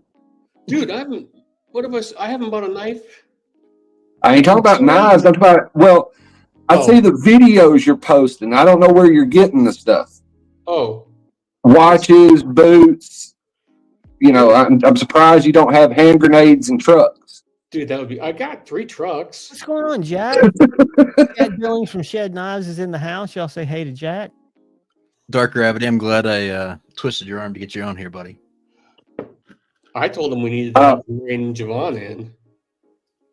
Dude, but I can't hear good with that thing on, so I got to take my beanie off. You know, you posted your CRK, and you hit it on the head. You found that knife, and you're happy with it. Yep. And I've sold off a ton of shit lately because I think I know what I'm happy with now, and I want to sell some more stuff. I'll still buy stuff because I'm a degenerate, But like, I thought Dark Gravity's answer was very poignant, that he found a knife that kind of the rest of them don't even measure up. Yeah. Well, they do. It's just, I don't know. It's something different. I don't know. I can't explain it. I really can't. Michael saw your new member. Thank you, bro. I never would have thought it when I was looking at them at the store, because I'm not sure if I told the story of how it happened, how I ended up with it. Your wife bought it for you, right? Yeah, she got it for me for Christmas, and I didn't realize she was paying it. Sorry, Thanks, have you seen Michael. Javon's new party trick? What the fuck was that? That was when somebody becomes a member instead of blowing a kazoo. Oh, okay. Man hug. Sorry about that, dude. But tell Well, the I story. saw that. I seen it when it happens on the regular thing, but not on the live. You know. Well, said Stevie, I don't know if you've seen the one he does. He's got one where it's a car going through a garage door, and he has a little graphic he put up there, a text that says, "Run in to get in line to suck Jack Wolf's cock." And it's this car that just somebody lift their foot off the brake or hit the gas instead and just goes to the garage. It's hilarious. But not I just did these weird ones. the way I ended up with the knife was I didn't realize she was paying attention. She was buying my oldest son and his wife a pair of them On Cloud shoes, which happened to be at the end of the knife cabinet where we were at. And so I was sitting there looking at the Chris Reeves knives. Well, she happened to pay attention to what I was actually holding and looking at and all that kind of stuff. And she went back and bought it. And I didn't know she went back and bought it. And I didn't expect it to be the last knife I would buy for, over a year now, but it has been. And I didn't expect it to be the last knife that I carried for over a year, but it has been. And I'm not out of knives. I just know that what y'all have been talking about for the last hour, 45 minutes, however long it's been, is a major problem in the knife industry right now. It's a major problem across all industries. Yeah. Where you're buying shit from China and don't know what the fuck you're actually getting. Correct. And that's been going on forever, though. Not just knives. I mean, they steal our fucking fighter jet information and build fake fighter jets that look real. They build fake BMWs. I mean, they've been doing that forever. And so the fact that they're imitating steel and making bootleg knives isn't a surprise. It just sucks that there's people with a huge financial stake for their whole livelihood in that industry and can't really say nothing about it to call it out. Right, because they're dependent on it for their performance to make sense.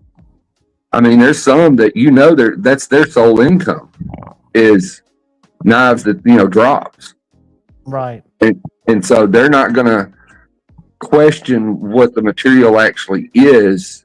Is it grade 5 titanium? Is it M390 or Magna Cut or S90V? They're not going to question those things.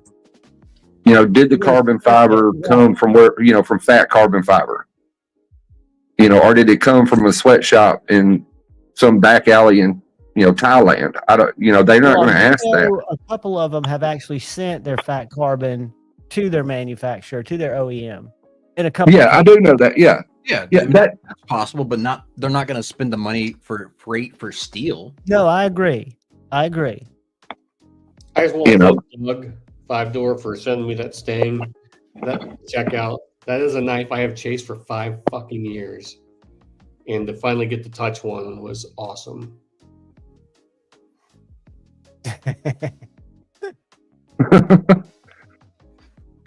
And I don't have my laptop out here, so I don't have chat, so I can't see what everybody's saying. So, hey, everybody. Dude, it's great to see you. Is everybody doing good out there? Oh, yeah. Everybody's doing good at my house. Awesome. John just wanted to get back in touch with you because Blade Show is coming up, and he's going to need a ride. No, I'm planning on going over there and staying. I'm going to make it happen somehow. Unless I saw a picture. I was going through my iCloud, and I saw that picture of your son's chopper. Did you see Shane's Alabama hammer that he made? I've seen some knives that he's posted, but I don't know. I'll be honest, I usually don't read the captions. I just, if I like it, I like it. If I don't, I don't. This one he made for, it was a special request from Tree Stab and Troy, I think. Let me see if I can even find it on here. Yeah, that's who the hammer. It just made me think of a big chopper. Dark Gravity, how's my future wife, aka your daughter? Whoa! Please tell me your daughter's of age. Oh yeah. Okay. Yeah, she's 25. Okay. God damn, we about had to ban Kyle forever. I was like, Kyle just step it out. Damn it, Scotch. No, she's been on here before. Running joke forever. I just. She's been on here before.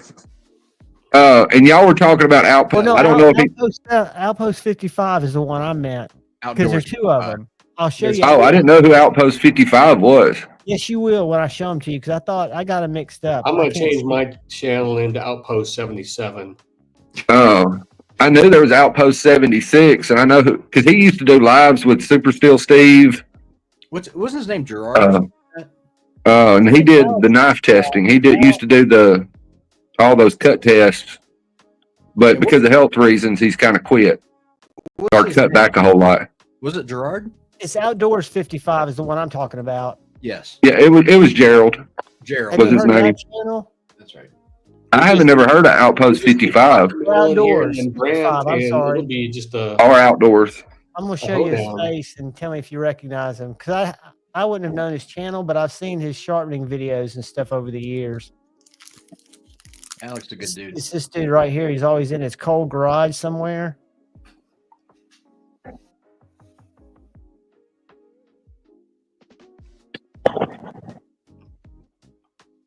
He does really good. I mean, he gets a lot of views on his videos. Like he's got 18,000 likes on this one. But I mean, his face looks vaguely familiar, but I don't. It's maybe somebody that's just come up, automatically in the algorithm or whatever. I've seen him for as long as I've been in the community, which has only been 4 years. I've seen him around.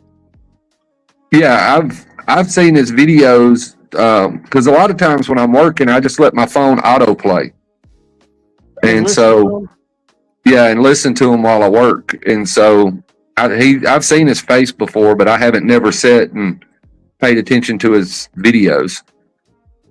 I got you. But I mean, that's like I said, I don't get to sit and just look, and every now and then you'll say something that somebody will be talking about whatever I'm watching, and I'll actually stop and look to see while they show it. But most of the time I just listen to videos while I'm working on other stuff. Oh, sweet. I saw he found some stones. I didn't watch the video, but I did see his thumbnail. Because again, I don't do a lot of hand sharpening. I'm just trying to get decent with my fixed angle system. And for some reason, I still challenge that. So you pretty much carry your Chris Reeves daily? Yeah. That's I awesome. I haven't carried anything else since I got it. Have you had to sharpen it or touch it up or anything? No, I don't. All I cut is the plastic wrap at work that we used to wrap the rolls in, to keep rain off of them and bird shit off of them. And then, like somebody said earlier, packages, boxes. I mean, it's held up fine. It probably could use touching up, but S45 or Magna Cut? Magna Cut. Nice. But see, I don't sit around and just cut shit up like you do for fun. Right. Well, your floor doesn't look like his either. But I don't have stuff that I can cut for work, right? Well, I spend most of my time just flicking mine open and shut while I drive. Right. I can tell you it's got a tough pivot. I used to like watching Jared's early lives when he worked at that, I guess it was a liquor store where he'd cut boxes all the time in his videos. Yeah. Open boxes. I always thought that was kind of good news content. A lot different. Yeah, cardboard tears a knife up fast, it seems like, as far as dulling it. And so I've always thought that's why people usually test on cardboard, is because it'll dull a knife quicker than anything. It's actually got abrasive in it. Yeah, like a clay. Yeah. So check this out, Dark Gravity. Rougher. I went over to that Rocket City Knife Show, and Dustin Driver was over there. And this is a little ricochet he makes now. It's a little smaller than the splitter I bought in Nashville. Put a little Magna Cut fixie. See, I need to start carrying that. What was you fixing to ask, Kyle? No, I'm just going to ask you how sales, are you still doing the shopping for thrifts? Oh, yeah. That's what I spend most of my time doing work-wise. You now just really killing it because you've honed in on what you're looking for, what the market reacts to. Well, February and March are always your worst months. And then it picks up when people start getting their tax returns back in April. And then last year, it averaged out to about $4,000 extra a month. That's awesome, dude. Damn. I mean, That's solid. That's why I've paid a lot of attention to it is because the money's there, and I would flip knives, but there ain't no money in knives. That's that's a nice side hustle, man. Yeah, no kidding. Yeah, it's because I've been, I don't know what you call it, but I've been going through and getting all the ins and outs, and I got my returns from eBay and all that, or my 1099 from eBay. And then I also sell on other platforms and sell other ways too. And the total that I made last year, I hadn't done taxes on all of it yet. That's the part that I don't want to do. Right. But it was extra $58,000. Dude, that's awesome. I mean, that's a side hustle I need to fall into. Dang, Stabby, how what's much up? time do you have invested in it? About an hour a day. That's it? Nice return. Yeah. I get home from work at about 6:15, something like that, and then eat, take a shower, and then I usually go spend about an hour on it, packaging stuff up to drop off at the post office the next day, getting stuff ready to list for the next day, and then I go to bed. I get up at 3:30 to go to work at my normal job, and go to work there. I'm there 12 hours. Come home and do it again. And so, I mean, I don't count sourcing as work because I do it with friends. We're cutting up, we're having fun, but I only do it on Fridays. I don't go sourcing every day. Like some people have to. I work Monday through Thursday at my regular job.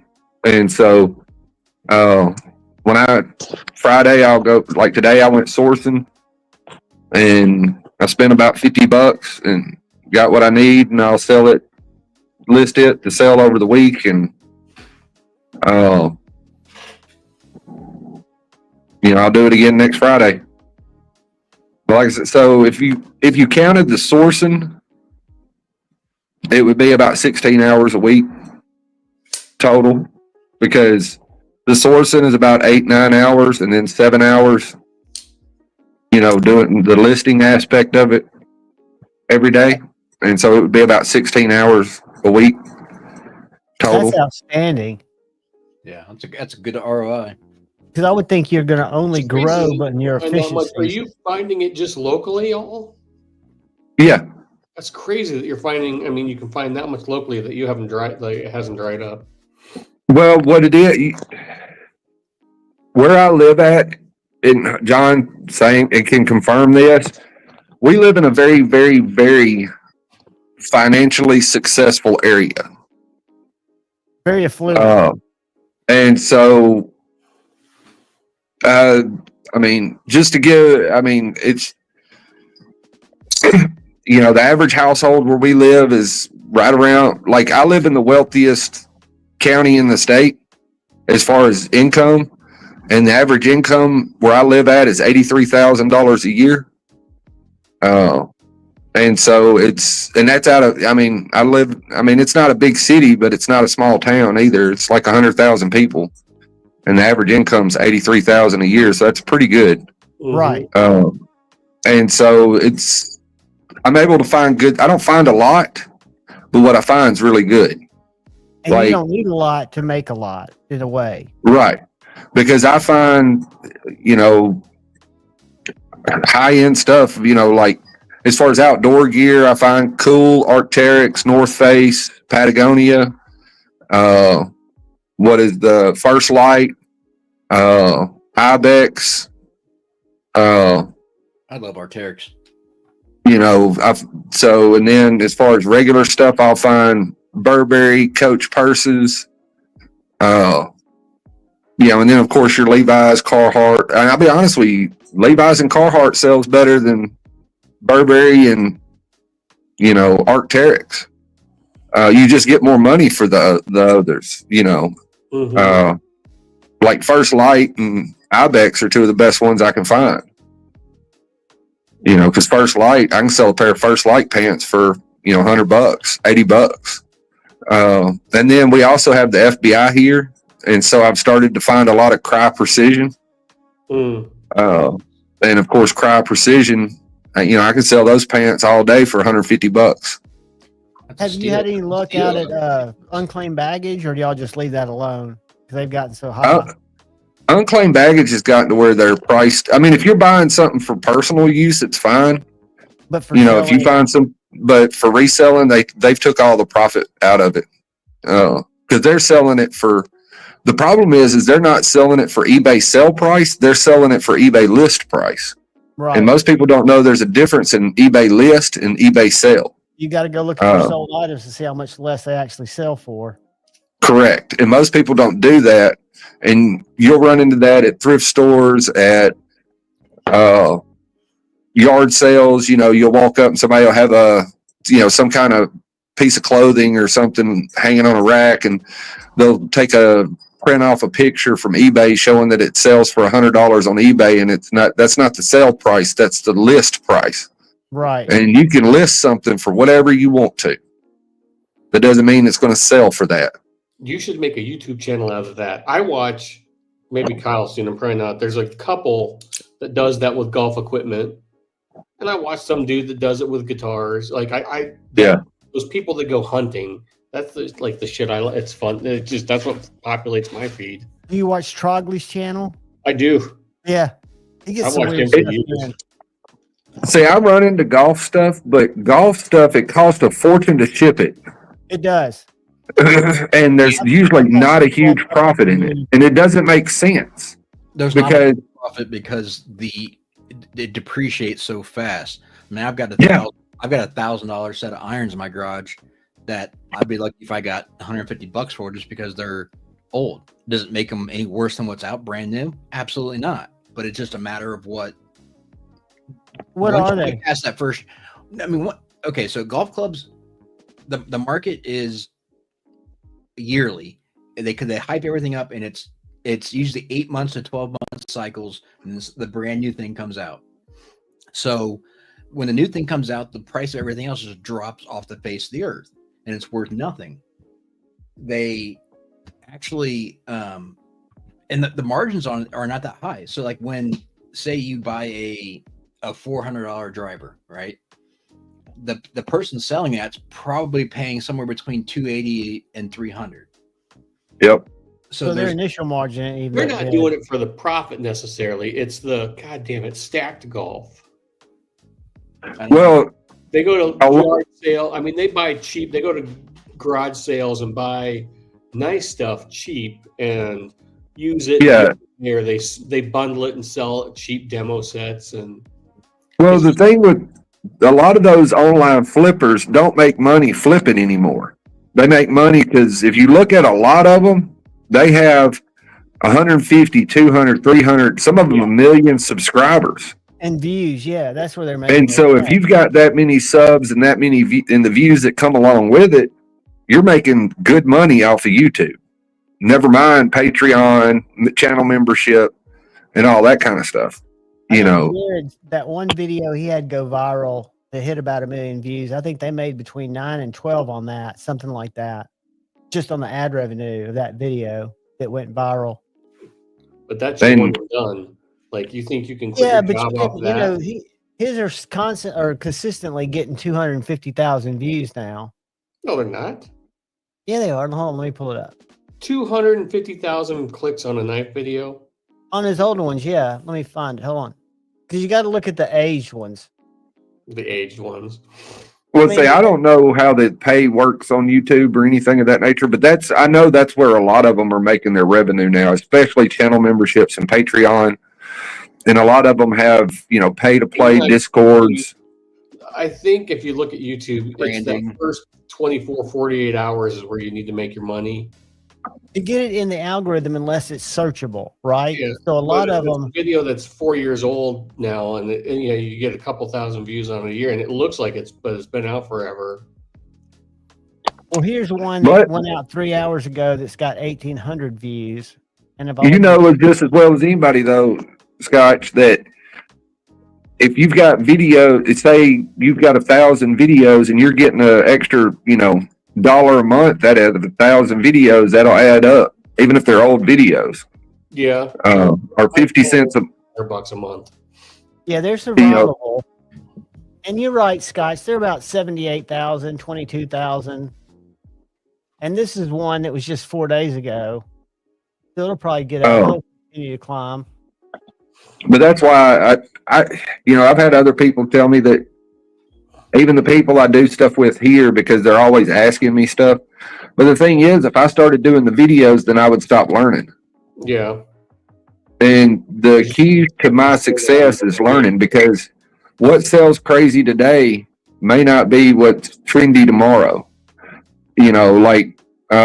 I can't think about, I'm sitting here wanting to talk about it, but like during the fall when I was selling hunting gear, there's certain brands that you always look for and hope and pray for that you're going to find, because they sell in less than a day for crazy amounts of money.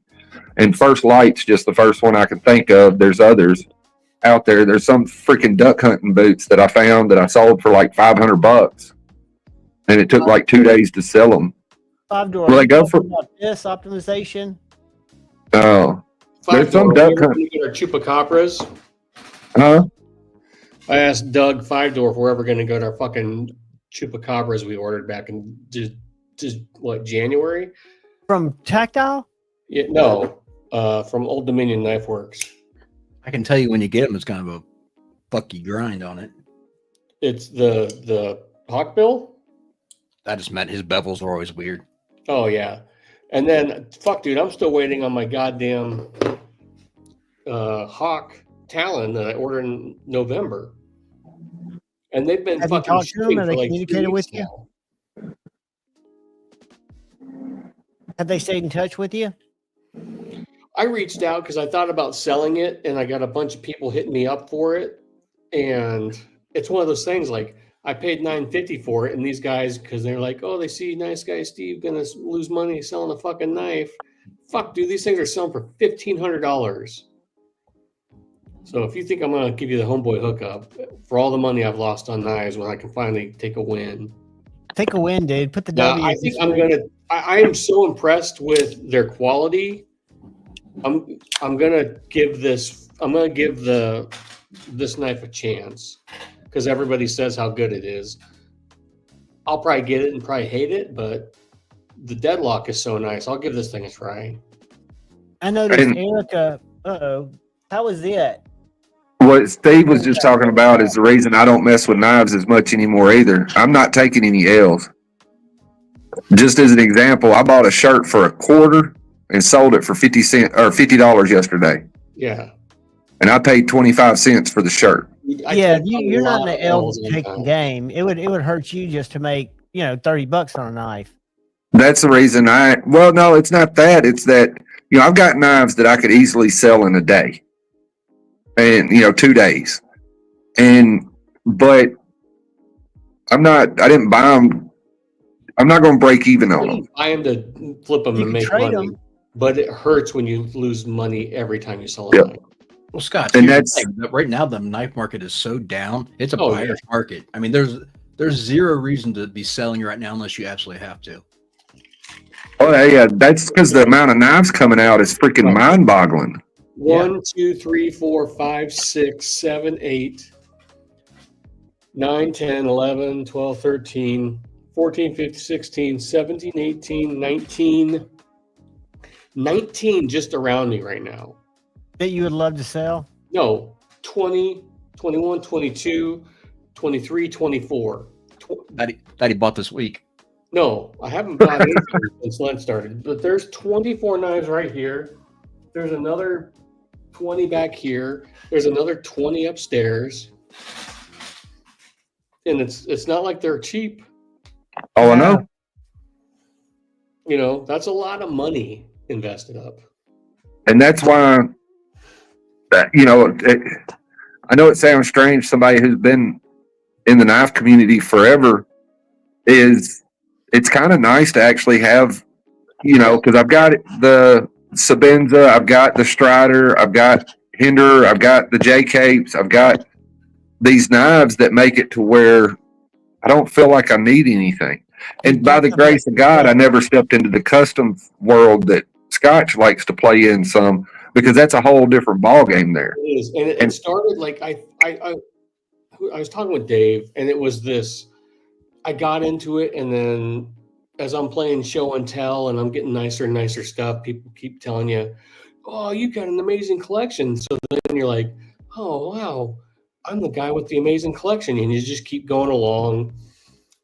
And it's just like you kind of feel empty. You got all this shit around you. Disease. People tell you how awesome you are because you got this cool shit. Well, I got Peter, and I got my knife from Donnie, and I liked them so much. Kind of like with how your Chris Reeve is. That's when I started selling off a bunch of shit because I was like, I am so happy with these. I could literally sell all my shit and just carry these and some other stuff. Donnie's knives, Dark Gravity, the Blessed knives. Did he make I probably have. I just. Do you have it on you, Scotch? No, it's upstairs. Okay. The thing about, and I know this is how it was for me, and this is why I'm glad I never got into the full customs, is going from $50 knives to $100 knives. It got easy to buy $100 knives. Yeah. Then you go to $200, it gets easy. You go to $300, it gets easy, and that becomes your standard. It becomes your standard. That's your floor. You think, oh, I'm gonna go buy this, you know, this $300 knife, and that's it. No, that ends up being your floor. That's where you're starting for the next knife. That's how, and you're trying to. Every knife was, you know, what am I getting next? I'm topping this. Don't get me wrong. I like my knives, but I understand now. Like finally, I hit that point where I was like, this is excessive, and I need to cut back and sell some. And I'll be just as happy with 20 great knives as I am with fucking 70. And you also enjoy them more. You become gravity. Like watch. So back in October, my birthday was coming up, and I was like, God, I really want I want to fuck another watch. And my wife's like, you just got a watch in May. I'm like, fuck, I'll just sell some knives. I'll pay cash. And she's like, fine. You sell knives and you pay cash. Fine, whatever. So in 1 week, in one day, I sold, you know, enough knives to pay cash for this. And it was just like, and then a couple weeks ago, I sold like $6,500 worth of knives on a Sunday. I just put that money away, and it's Scotch, like is that tutor? Fucking money. Scotch, is that Well, at tutor? least you're bagging it back for stuff that you might want more. Lagos? Well, yep, the left-hand drive. Solid. If you're cycling through, then it's not as bad as if you're taking and holding. Because I've always been the type that buys and holds. You see, but I do both. I buy and hold, but you guys see me cycle through a lot of fucking knives. Like, but see, with knives and watches, I don't. Clothes, I will. And some knives I buy and I hold. Some knives are just like I buy it and I'm like, I don't like it. Time to sell it. Yeah. Or it's not that I don't like the knife, but it's like I haven't carried that thing in 6 months. Let's put it in someone's pocket who's going to enjoy it. Or I'm more likely to trade. A lot of custom Striders that were really nice, but I'm like, I like it. I like that I have it, but I'm not carrying that one. I'm having it just to have it. I still really like it, but there's some other guy who's not going to carry it, but it's going to mean a lot more to him and his collection than it is mine. Right. But see, I haven't sold any knives since I stopped buying them. I still have all of them. I still need, I could still, like I said, I could probably let loose another 40 knives, really. And still feel good about what you got? Yeah. And then you could go buy you a Patek Philippe and be done. I probably could.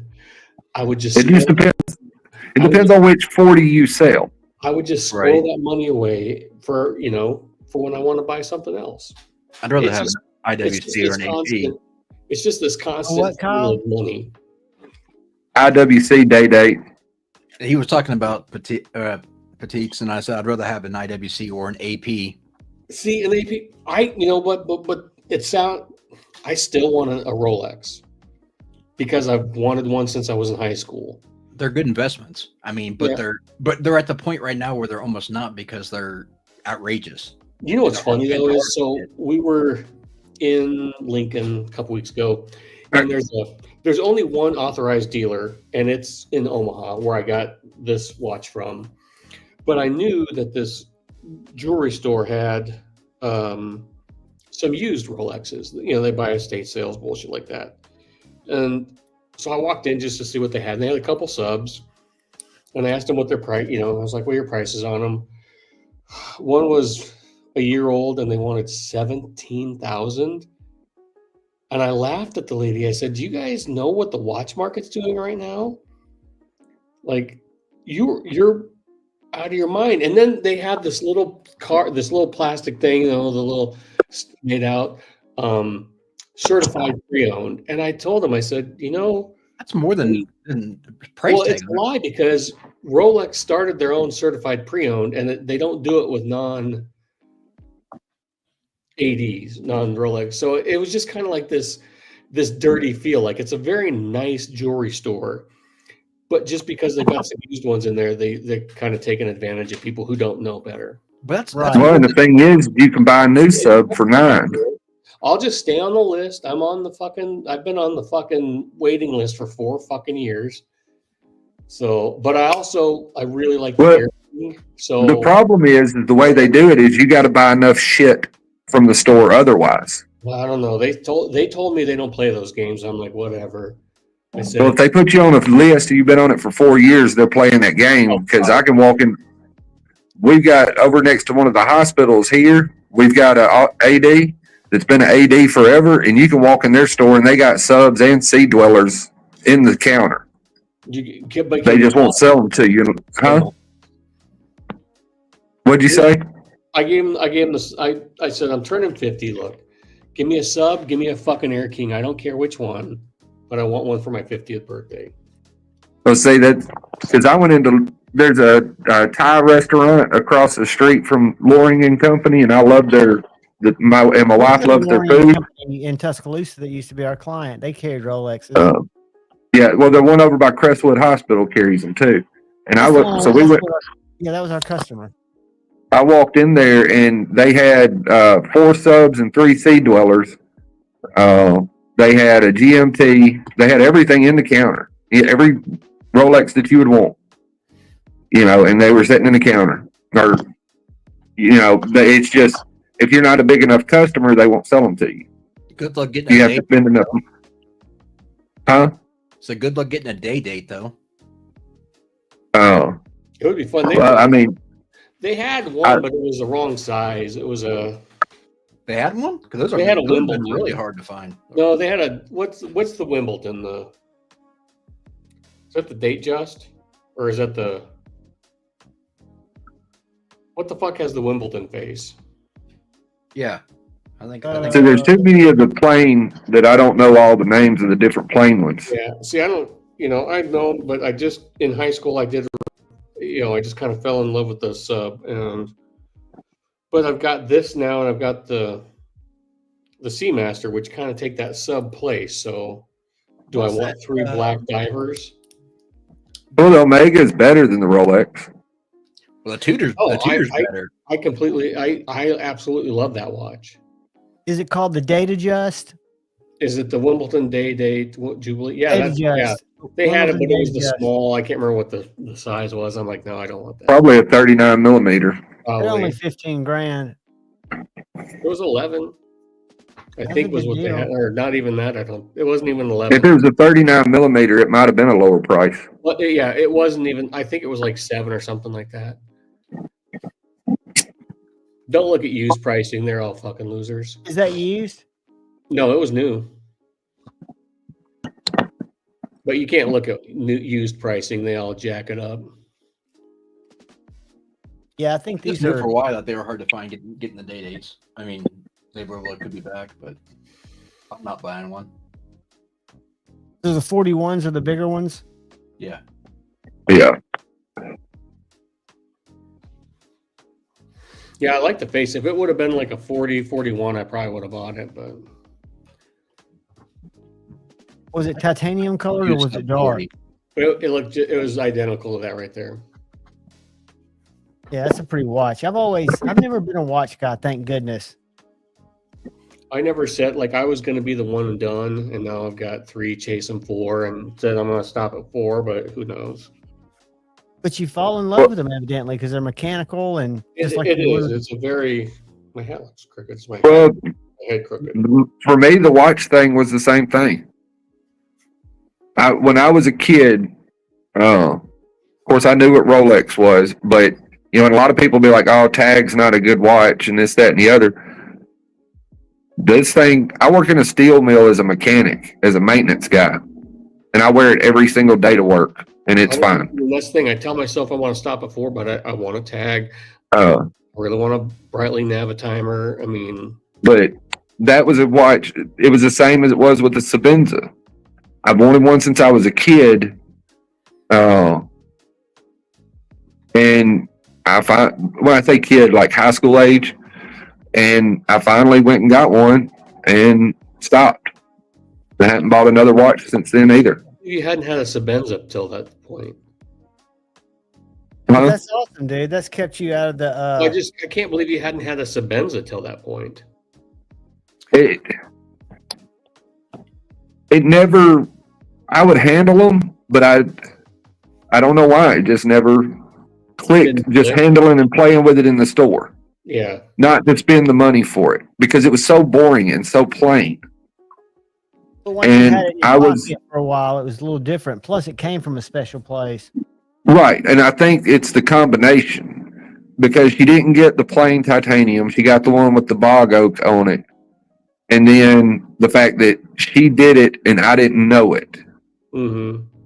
The fact that she paid attention to me and something that she knew I really liked, she knew I wanted, and so she, like I said, I didn't think she was paying attention.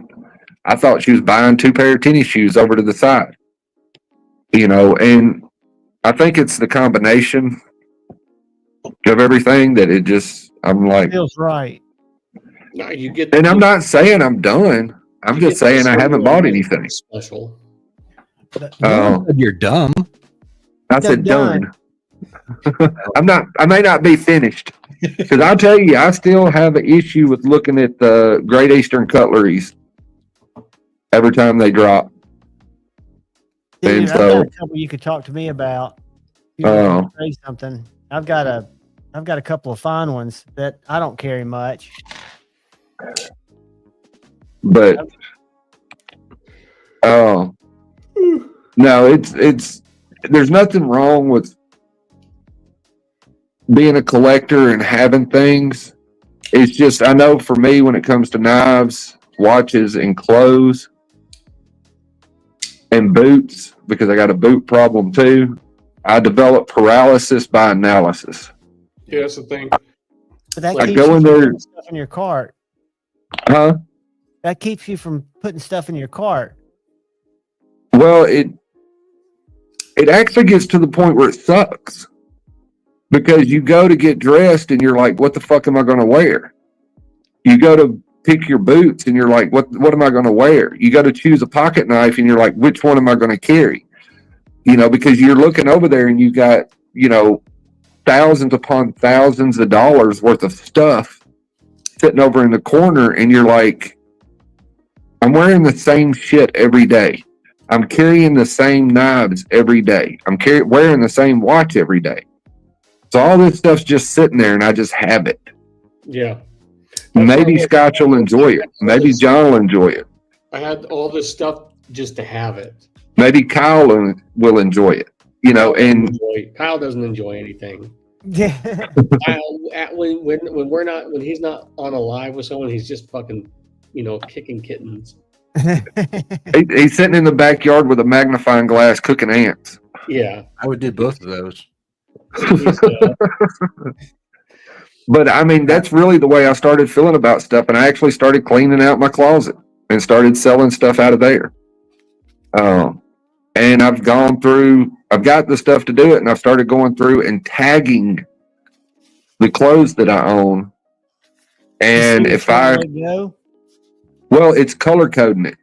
And so for the month of April, well, I'm going to do everything for March, but I'm going to start in April. If it goes more than 3 months without being worn, I don't change from blue to red because it'll be a red tag once I wear it. If that color doesn't change each month, after 3 months, I sell it. Dude, I think we're dealing with OCD. That sounds like way too much organization. That does. Well, color coordinate. When you've got somewhere in the my clothes were in color order in the closet. The thing about reselling is I keep the best stuff if it fits. Because you're wearing that by design. That's the stuff. No, I'm not wearing it. That's the problem. It's hanging in my closet and I just have it. You know, I've got t-shirts that I could sell for hundreds of dollars. I've got, rare jeans and jackets that I could sell for hundreds of dollars. That you don't wear. And they're just hanging there. Yeah. I have them just because they're valuable. And I bet you. Not because I like them. You've grown down from some of those too. I bet a lot of those. Well, I have sold quite a bit of it. I have sold quite a bit of this stuff, but that's the thing is that I get more. Yesterday, I got a t-shirt, and actually, it would be a t-shirt you would probably would like, John. I got a Stab t-shirt, CM Skateboards. Oh yeah, from 1989. Dang. Dude. On a Vision Streetwear tag. Dude, if I would have fucking kept all my skater shirts and all that. Yeah. Dude, if I'd have kept all my dead shirts that turned into just threads. I mean, I had hundreds of Grateful Dead shirts that would probably be worth, if I sold them in a catalog right now, I could sell them for a shitload. But like I said, that's stuff that I find, and I don't find it often. That's not a regular occurrence. To find a $200, $300 t-shirt, or certain old Carhartt jackets that are worth a lot of money, or Arc'teryx jackets that are worth $400 or $500. It's rare. It's either I'm in full work clothes or I don't go it's not. I come home and then it's just like sweatpants or shorts and a hoodie. Like, it kills me. Like, if we have to go out to dinner or something and I got to dress up, I'm like, fuck. See, I don't mind it too much because I used to dress up, I guess, daily. I'll buy you don't dress up to go to Taco Bell. I don't anymore, but hey, Tuesday night I made it to Taco Bell. I'll go buy work clothes all the time. Like, I just bought a couple pairs of work pants last week just because I was like, that's what's important to me, because I need something quality. I've got a pair of jeans that's completely shot. Like, the pocket is just shot from my knife to where I'm going to lose a knife because there's nothing there to hold it anymore. And I was like, I just don't feel like going to get a pair of jeans right now. But then there's also the part of me that's like, ooh, what's this Japanese denim everybody's talking about? Well, hey, Scott, for you, because I know you carry Striders, and I know Striders really fuck a pocket up real fast, you may want to look into the Wrangler rigs, because their pocket has a thing for pocket knives that's made out of leather.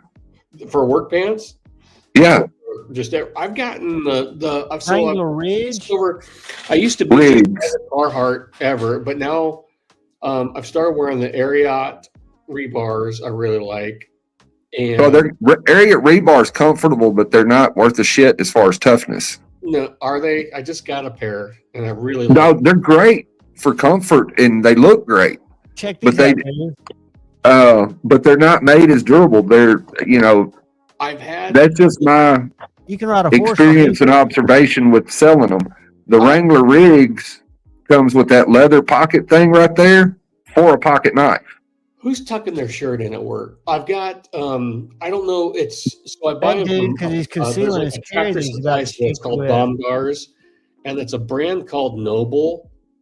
They just started carrying them last year, and they've got a reinforced pocket, and I really like the quality. I mean, they've held up really well. Well, you can get the Wrangler. He's showing you the canvas work pants, but they have jeans also. Do they? And But I've gotten away from jeans at work. They Yeah. just fucking get destroyed too fast. What are you looking for? Yeah. And I'll find you Like some with those leather for pocket. jeans I don't know. That's why. But as far as the Japanese denim, I'm wearing those right now. Is Let's it see worth what it? the And- rigs work for. Oh, how about outdoor? they're I wouldn't.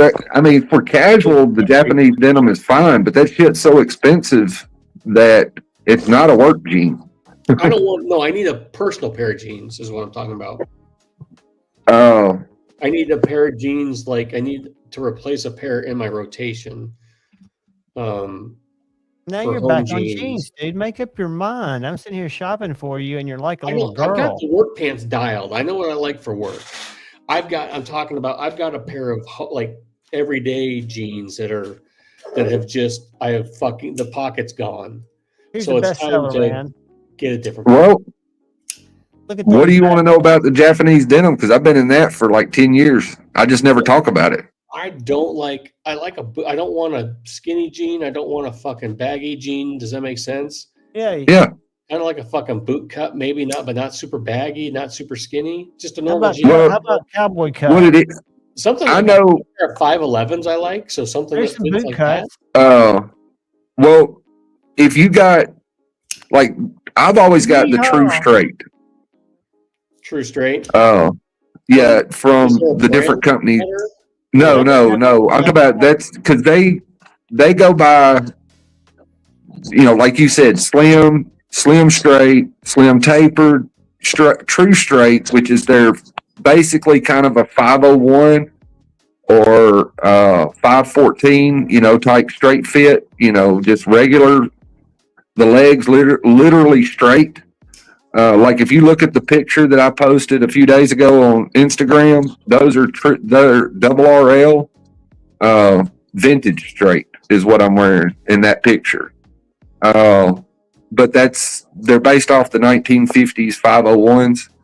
But just always look for straight fit. Make sure it doesn't have a taper.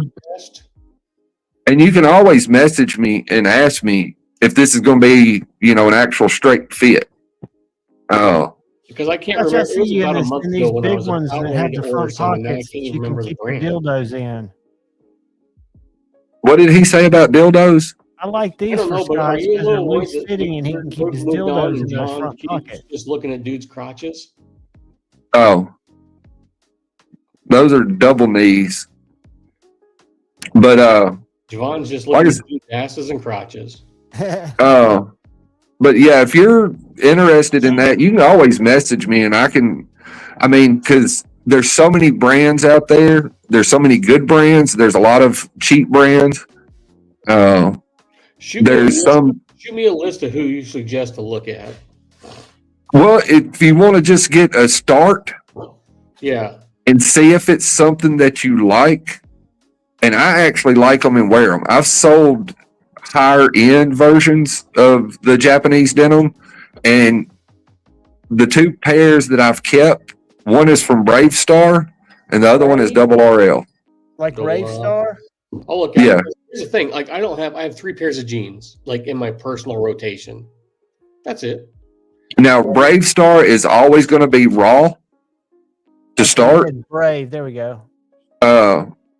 but it's Brave Star Selvage. They're based out of California, made in the USA. They do use some Japanese denim. They also use USA made denim, but they're always going to be, You slim straight? What you get? huh? Slim straight? The True Straight is what it most like, because Scotch is not a itty bitty skinny crackhead. No, he And do I have to get them altered? I don't think I can pull off. I'm going to roll my jeans up like you do. Yeah, you would. I'll have to get They only come in 36-inch length. 30. Okay. But now, if you Oh, buy that them might from roll them, they will cut them for you for All right. free. I know I'm like a 34. They'll cut them to that, or 32. or 30. Yeah. Well, the thing you got to realize is they are going to shrink some. It depends on the pants. Like sometimes I'm a 34, sometimes I'm 32. They're going to cut. What you need to do is you need to take a pair of jeans that fit you exactly the way you want them to fit you. Mm-hmm. You need to make sure they're 100% cotton, Mm-hmm. no stretch, no spandex. Mm-hmm. And they measure the waist and measure the inseam length. And what you do is in the case, because you're going to be measuring used jeans, you want to take that into account. So, like if your jeans, like for me, I wear my waist across when I flat measure my jeans is 16.5, which is a 33. And so I always order when I got these I got on and the other pair that I got inside, I ordered a 34 because I know they're going to shrink just a little bit. Mm-hmm. And so but they stretch back out. You know, if all denim stretches, that's why you're pulling your pants up at the end of the day, unless you're John. But so if you wear a 34, order look at the sizing and get a 35. And if you measure the inseam, and like for me, I wear an actual 32 length inseam. And so I always get mine done to 34 so I can, when it comes to jeans. And like that gives me, like the ones I have on are 34 length, and that lets me fold them up once, to get that cuff for the selvage denim. Now I've got another pair inside that I don't roll up. And so it's all on how you want. If you're not going to want to roll them up, measure your inseam and then add a little bit, like if you have a 32 true inseam like I do, get a 33 to make up for, it's going to shrink a little bit. Can we go back to the 80s, how we used to roll our jeans? Do you remember how to do that? Vertex. Yeah, tight roll. Yeah. You can still do that if you want to. I'm going to bring that back. I've got to go to another screen to see the chat. Yeah, I've seen Wrangler stars. Emerson Collector's talking about Wrangler star. He's one of those that wears nothing but Ironheart now. And I've had Ironheart jeans. They're excellent. They're probably the best made jeans on the planet. As far as quality and details and things of that nature. But I love my Vertex packs. And I mean, they're worth the money. But you may not like the selvage denim world. You may not like wearing 18 or 20 ounce jeans because that's heavy as fuck. You don't realize it until you start to try to squat. Mm-hmm. But you start getting into the heavyweight jeans, they actually can be uncomfortable. And so if I'm going to buy 14 ounce, I'm not going to buy Ironheart. If I'm going to buy, because the Ironhearts that I had were 21 ounce. And the issue that I had with them, and the reason I ended up selling them, is I apparently had more ass than what I thought I had. I thought I had a flat ass, but according to Ironheart, I do not. And so I actually just needed a different cut. And I just haven't replaced them. See, I like these because I can get them in a 28-30. That's my size, so I can just grab those bad boys right there. Now the pockets wear out. But Ironheart is the best if you want to look at the best, but they're roughly, with taxes and blah, blah, blah, all that kind of stuff, they're right at $400 a pair. That seems silly. But are you not supposed really, to? The pair of jeans I'm about ready to get rid of is like 7 years old. So the Brave Star jeans, I mean, they're made in the USA. For most of them are going to be less than $150 a pair. And that's the reason I always say to. That's the reason I always say to start at Brave Star. Scott, you need some super slims, buddy. To figure out. You and your that wife was like can share jeans Kramer wore the first time he wore jeans. Hey man, these but are with all of those, what I was going to tell you, Scotch, is with all of those, you're not going to get styling. It's going to be 1950s looking, dark blue jeans like what you see right there. Mm-hmm. but there are a few companies like Hiroshi Kato, Double RL, Naked and Famous. There's a few of them that do different washes, and light wash where you can get a lighter color. Oh, I forgot. I do still have my Grease Point workwear work jeans, and they're actually amazing. They're great.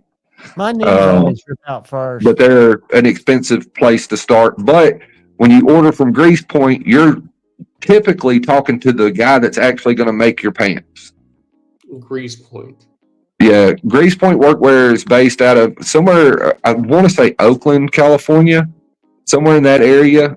And when you call to order a pair of their jeans or to call and talk to them to ask them questions about your jeans, like when I ordered mine a couple of years ago, I actually talked to the owner and the man who made my jeans.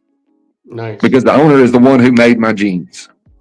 I'll hit you up because I do need one pair of jeans. And so, like I say, it's you just have to look at what you're looking for. Guys, I gotta go. It's time to hang out with the wife for a while. Dark Gravity was awesome seeing you again. Buddy. Oh, it's good to see y'all. Yeah, good to talk to you. Kyle, it was good not seeing you. Maybe I'll bounce in if there's some dumb show that I can't stomach. Maybe I'll bounce back in before you guys bail. Dude, she's gonna get tired of you bouncing in and bouncing out. You need to just suck it up and watch the movie and say that's a good choice, hon. Dude, sometimes no. We tried watching. So there's a movie out in the theater coming out, or no, I think it's on Hulu, about a couple that adopts a kid, but the kid's not really a kid. Have you seen that advertisement? Anyway, it's based on a true story, and she's been watching that on fucking whatever channel. And I tried watching it the other night with her, and I was going live again tomorrow at 4:30, guys. I need to fucking watch this.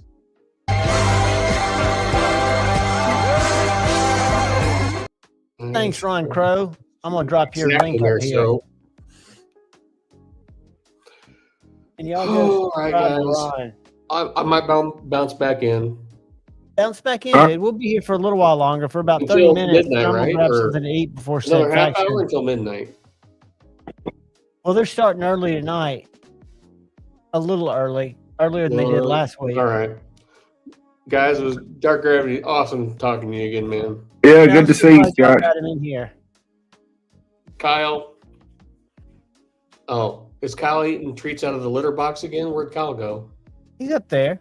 Oh, okay. He's doing business, man. He's doing business. All right, you guys can talk about HRC and knife sharpening now. That's all good. I'll see you guys later. See you, buddy. Bye. But y'all do subscribe to Ron Crow's Crow Blade Works and Woodworks. He has a great channel and does lives every Saturday afternoon. And the one for you new members that we're going to do tomorrow, it starts at 11. I put up the random word at 11:15, and then we do a drawing about 11:30. So it's not a long live. It can be, but it's not to keep y'all away from other lives because so many people go live. It's just the time people pick. So really, if you're in there by 11:15, I'll have you out by 11:45, and your chances will be good. Dark Gravity. Dude, I've been taking micro naps all day long. Great to see you, buddy. Kyle. Good to see you too, Kyle. I'm actually going to bounce. I need to get some food. I may pop back in if I get done and back in time. So. Eating's overrated. Well, I haven't eaten yet today at all, so I'm just. Oh shit! Get one meal in. I'll tell you, this is what I was going to tell you. When I went Tuesday night to Taco Bell, I got sticker shock. I went down there; they were open. Ordered 2 Mexican pizzas, 2 of the little cinnamon twirl crunchy things that come in a little small fry pack, and then 2 of these little goo balls, like donut balls that had cream in them. $17.49. Yeah. For 2 Mexican pizzas. And I know I could have gotten something more economical there, but I just wanted to grab that and figured it'd be like $11. But $17, I was like, God damn. Hell, me, Ivy, and Noah ate at Burger King tonight, and it was $50. Oh, it's crazy, dude. Can you imagine if you were doing DoorDash? Good to see you, Kyle. Good to see you, Kyle. I'll see you next week, buddy. Go eat some tacos. Y'all make me hungry. I'll bail. I swear to God, I will. His hand quit moving. I don't know if he's still there. He's still there. He'll figure it out. He'll figure out how to exit in a second. He'll probably end the stream. Oh, no. There he goes. I saw his He's got the thumb. power to end the stream. He could have just shut us down. So you've been doing good, buddy? I love it. Yeah. I mean, I just fiddle around. I mean, oh, I don't know. It's odd.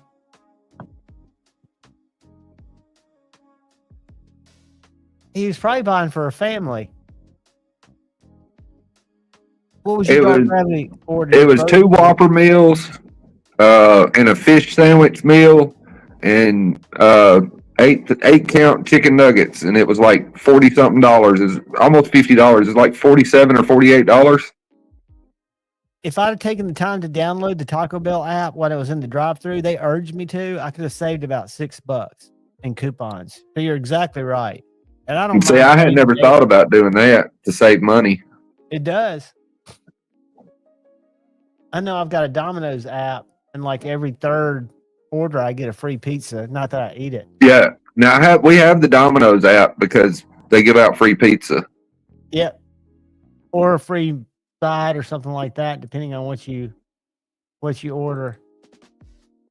Hey, Mersal. You can call me Nannerpuss. Well, you do eat so much shit, but it's good shit. That's because we eat a lot of ass. Outrageous. Dude, everything's getting outrageous. Yeah, it's cheaper to eat at home. Much cheaper. And it's better for you. Yeah, it is better for you. But still the best deal price-wise is Little Caesars. Pizza. Are they still Well, you get $5.99?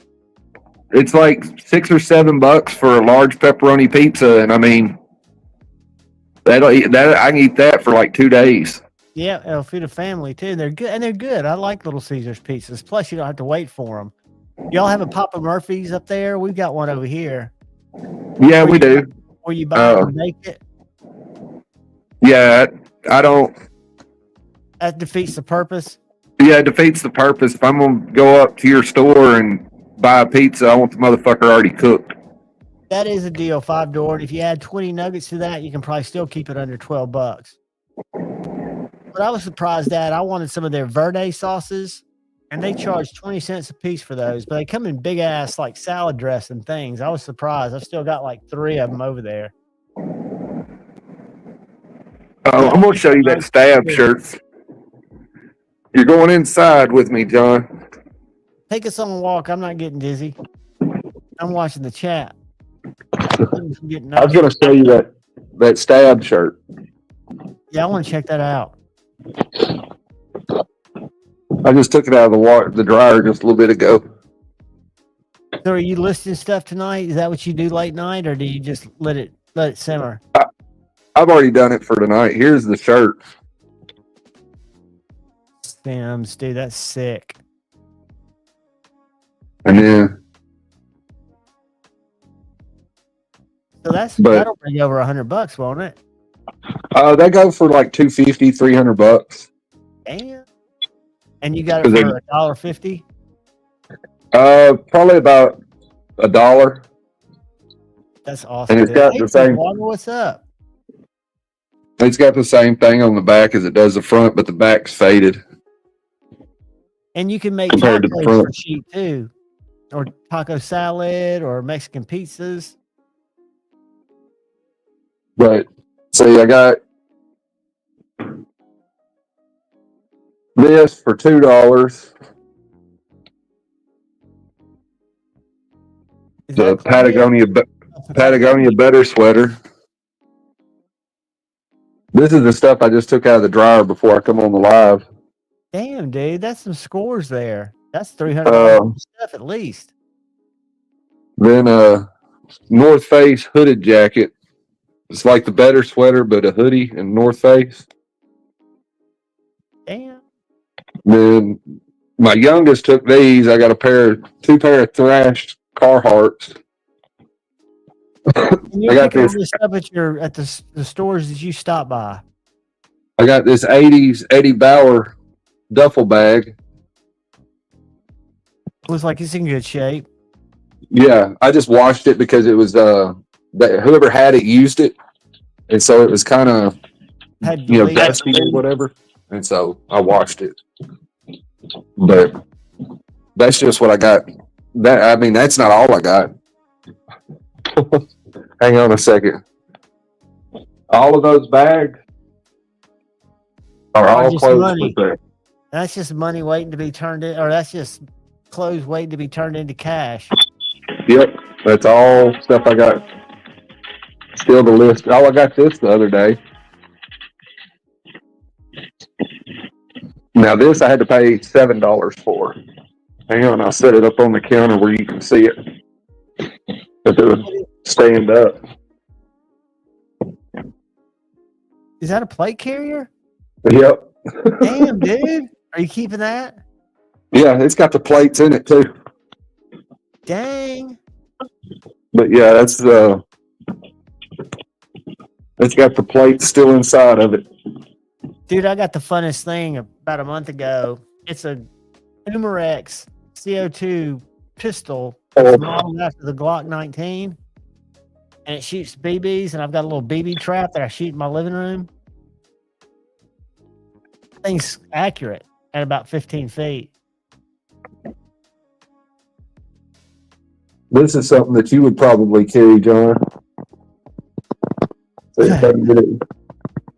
What is that? The peanuts? Yeah, peanuts, but it's from 1994. Dude, I'm you telling see the date on the bag. I'm telling you, that's probably gold. This That's is stuff that you've got sitting around that you haven't even listed or priced out yet. Yeah, this is stuff that's just sitting here. This is a fly fishing deal from the 70s that was made in Iceland. No telling what that would bring. Oh, it's probably appreciated it. Oh, but no, I got all kind of ridiculous stuff. I got the ugly ass Doc Martin Oxfords that I gave like $2 for. Dang, dude. I mean, even if you just double your cash, but you're going to do more than 20 times. Yeah, these I'll get like $40 for. I mean, that thing is I can sit and go through and show all kind of crap. Well, man, it sounds like you're deep in it. Is Neil still like doing it with you? Y'all still do it together, you and Lo? She'll go for the yard sales and stuff like that, but she doesn't go for the other, where I go because after work, you just got a little routine down. Yeah, and she don't go to like the rag house and stuff like that to get stuff. She just goes tomorrow we're going to do some yard sales and she'll go with me. But she doesn't she don't go to the rag house because there's people there. It's too many people there. It's loud. It's crowded. It can get obnoxious. It's almost kind of like a fast-paced environment. You got to get in and get out, know what you're going after, kind of thing. Yeah. It's a race and it's a push and sometimes shoving. It's just kind of like you can find it on YouTube if you want to look at it and see what people do. There's different versions. What's it called? I go to a rag house. What they do is they buy bales of clothes from different places. I don't know where all. I know some of it's thrift stores. And then what they do is they take out the stuff with graphics on it. And the stuff that doesn't have graphics, like your basic Hanes t-shirts and Fruit of the Loom t-shirts and all that kind of stuff, they turn into rags. And like where I work at, like this shit. Yeah. Well, they're picking somewhere. I don't know where he's at. He may be in a rag house. It says a rag house. That's the name of the video. Okay. Like where I work at, we buy our rags that we use for cleaning from a rag house. And that's how I was able to get in, was because the guy that does the purchasing for where I work at, because of him, I was able to get in, because they're not going to make the company I work for mad. And so I was able to get in there and start going, because I used to do thrift stores and yard sales and stuff like that. But thrift stores have gotten to where they're pricing it where there's no money to be made anymore. They can kind of realize the value by looking on eBay and shit too. Yeah, that's part of it. But a lot of the stuff, they even charge higher than eBay prices. When you sell stuff, you have to be realistic with it. If you're having a yard sale, you can't list stuff for $40, $50, $100. No, you got to, because move it. You're talking $4 or $5, right? Right, because you're only selling to the handful of people that show up at your house. Well, when you have a Goodwill or a America's Thrift Store or a Savers or something like that, you can't price something at eBay prices. You can't be selling a pair of Carhartt jeans for $25 because they're listed on eBay for $25. And the reason you can't is because you have your customers are the total potential people in that store. How many people do you have shopping in your store on a daily basis? Right. Well, when you list it on eBay, you have the entire fucking planet. I learned that lesson selling a knife. I had Jeff sell for me that wouldn't sell on Blade Binge, and it sold for like almost $200 more than I was asking at Blade Binge on eBay. Right. Well, that's because you have to look at the platform that you're selling on. If you're selling on in a yard sale and you have 50 people show up at your yard sale, that's your total potential customer base for that sale. And you're competing to the next 10 yard sales that they want to go to. Right. And so and same thing, you go to a thrift store, you've got, 50 people a day in that thrift store. That's all you're selling to. That is. But you go and list it on eBay. Yeah, you can list stuff on eBay for a pair of Carhartt jeans or a pair of Levi's jeans for $20 on eBay because you're selling to 8 billion people. But if you've got a thrift store or a yard sale, you can't sell those same jeans for $20 and expect people to buy them. And they don't. That's the thing is half the stuff I had today come from thrift stores and still had their tags on it where they couldn't sell it because they had it overpriced. Ad. See, I'm not immune from ads. I don't pay for the premium. I should skip. I don't pay for premium either. This is like a huge haul from the Goodwill outlet bins. Yeah. Have you been in these big ass places? Yeah, they got them up in Nashville. Oh, let me get another. But it's not what everybody thinks it is going to those. Because I went to the one in Nashville and they bring out new clothes every 30 minutes, 45 minutes, something like that. But heck, there's 150 people there. So the odds of you finding good stuff is low. I mean, you can find it, don't get me wrong, but the odds are not what they're showing on YouTube and TikTok. Because there's more of a rat race. Yeah. Do it. I mean, you can load up in your car and go to the bins. If you live in I'm sitting in the dark. I don't have my house set up for doing lives anymore for lights and all that kind of stuff. But, like I went to the Goodwill bins in Nashville a few weeks ago just to go up there. Well, I actually was going to the Double RL store in Nashville, and the Goodwill bins and the Double RL store are fairly close to each other. And I was there for a couple of hours and I didn't get a single thing. I did find like 4 or 5, I can't remember what it was exactly. It was like a couple pair of jeans and a couple of t-shirts or something like that I could potentially sell, but I didn't even take them with me. I just gave them to a couple of the high school kids that were there. But it was such a workout and such a fast pace because you can't go slow. Or you're going to miss out. Or you're going to miss out. And it's literally like 150 people lined up on these bins when they brought them out. And you got a space about the width of your shoulders that you get to dig in. Huh? Combat thrifting is what Angry Tom said. It's basically that's what it is. You know, people are pushing each other, shoving each other, not shoving, just, you know, a lot of shoulder pushing. But there have been instances in places like that where people get in a fight. Yeah, I've got a buddy here. Dark Gravity knows him. A to Z EDC. He buys musical instruments and old toys and shit, and he makes a killing off that stuff. Yeah, if you know what you're doing, you can make money on eBay with anything. But yeah, that does suck. You know, Toyotas and tools, because they do take. If you're not a regular seller, they take like 20%. And you gotta kind of build up your cred to get the best out of it. But still, the best you're going to do is 12%.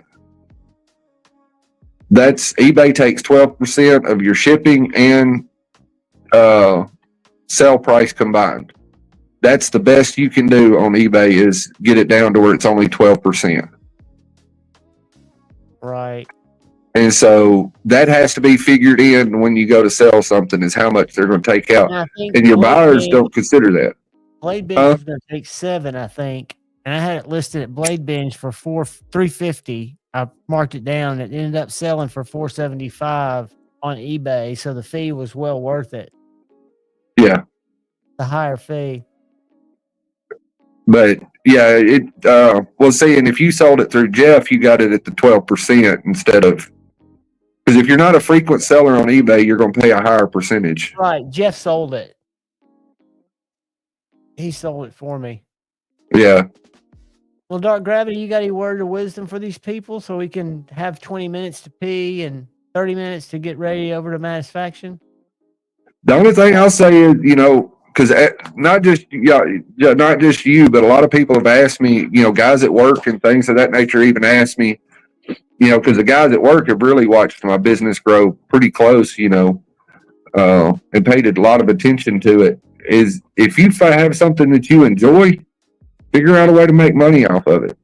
Dude, that's the wisest words I need to hear, and I need to find something. I mean, the clothes thing seems like it's a pretty good deal if you know what you're buying. And I know Jeff does it on women's shoes, but you got to be passionate about it, like you said. You have to enjoy it. You have, because otherwise, it's just like with knives. The shit that you know about knives, the hard thing about knives, because I looked into flipping knives long before I looked into flipping anything else. There's no money there. Right. And the cost of entry is so high. You know, you're talking about, well, I don't know about this deal that these guys are doing with designing knives and getting companies to make them overseas. I don't know the price entry there, but I know at one time, I had talked, and this was 8 years ago, some shit like that, 6, 8, 10 years ago. It was before COVID. I know that. I talked to Spyderco and another distributor that would do, you know, I could do more than just Spyderco knives with. And I think the cheapest package I could do with either one of them was $12,000 up front. Well, I know that if you've got a design, you can get smaller orders from overseas. Yeah. Yeah. Well, this was me. I was going to sell only American-made knives. Right. You can buy them and sell them like Witty. Yeah. I was going to do just like, you know, Blade HQ or, you know, whoever. A lot of them want you to have a storefront, which you could do. Right. That's why I ended up having to talk to a distributor because he didn't give a shit. Spyderco wanted me to have a storefront. Right. But Spyderco's distributor just wanted to move units. Right. And so also the benefit of the distributor over going straight through Spyderco is I could buy, you know, $5,000 worth of Spydercos, $5,000 worth of Benchmades, you know, $5,000 worth of case knives. I could buy whatever I wanted to. But the minimum purchase had to be $12,000. Right. So you had to make a sizable investment. Well, but the thing is that wasn't a lot of knives because me being so small, I was having to pay a bigger percentage of that MSRP or the MAP price because most dealers have to pay around 50% MAP, the minimum advertised price. But the size I was going to be, I was paying like 75%. And so if it was a $200 knife, I was only going to make $50 off of it. That reminds me, my squirrel brain. I need to go down and see John and film his store, and look at this what Benchmates he's got in lately. For Zach, Zach wanted me to see if he's got a couple of certain ones in there. I told him if anybody'd have them, he might. Well, I remember when he hit that estate sale. And it wasn't he hit an estate sale, it was the estate come to him. And they do. And he had some old 90s Benchmades that were still brand new in the box. Now that's been a couple of years, but I remember that because I'd met you there that day. Yep. And he had the knife show that I went to. Yeah, he was out of town. He was out of town, but he had bought. I know that the guy there told us because he had all these old 90s, early 2000s Benchmades new in a box, and they had said he had bought somebody's estate. Terry, did you have to pay for the CAD work on your knife that you're doing concept, which is the coolest concept knife I've seen? And they're one that send me knives to check out, but Terry sent me his knife that he's having concept do for him. That's awesome. Well, see, I don't know what CAD work costs now. I know I have a buddy. Now, this is bro deal. I have a buddy that does CAD work for Department of Defense. And for him to design a knife for me was going to be like $500. But that's a bro deal. Right. You know, this is a guy I've known since like elementary school kind of deal. And all the $500 for is actually doing the computer, making it where it was translatable to be machinery. Formatted, that kind of crap that he had to do. It's good. I can't remember. I don't remember the wording he used for it, but it was basically where he was making it where the computer would do the shit for it. Where you could plug it up to any CNC machine and it would start cutting parts for you. It's a translate. Well, not any. Right. You know what I'm saying by any. It's not, he was formatting it and all that kind of shit. I don't know. Fucking but he computer had it shit. Ready to be made. He was getting you drawings that were operational drawings. Right. That you could make prototypes from. And like I said, the gist of it was you could, within reason, plug it into any CNC and it would start cutting it for you. Luke's awesome. I had his knife for a while. Ended up giving it away just because it was one that people seemed to be looking for at the time. Well, Dark Gravity, dude, you got to come back next Friday. You got to join me again. I'll try. We'll talk about stuff. You don't even need a light, dude. You can sit in the shadows and we'll just chat it up. Well, the problem there is I end up falling asleep. You're right. Well, I try to do it. You can come on early and leave like Scotch does. You don't have to stay long. I just like having you here. I know the crowd likes seeing you. I know, and that's what I was, when Kyle said something to me, I feel guilty, but it's because this is a knife show, and I do pay attention to all the knives coming out to a degree, not like I used to. I do watch a lot of the videos or listen to a lot of the videos, and I do look at the different things dropping, and it's insane the amount of stuff that's coming out. The volume. I've kind of gotten away from folding knives and focused more on fixed blades. I don't know why. It's just I like them more. It's something I never thought I'd be interested in, but I've really taken a liking to my fixies. Well, I've noticed that the 2-inch blade fixed blades is definitely your jam. And a lot of people are starting to make them, man. I noticed that TRM, they have the camp knife, which is a great knife, but it's just a little big. I said, I wish they'd make an EDC sized, and they dropped one at Blade Show, Texas, an EDC size one that's a little bit smaller than a dollar bill, which is just that's perfect. Cool. But guys, look out for the guy or gal to your left. Look out for the guy or gal to your right. I will play y'all some music to ease out, and I'll see y'all at said faction. Dark Gravity, I love you, brother. Love you, man. Later. Good night, everybody.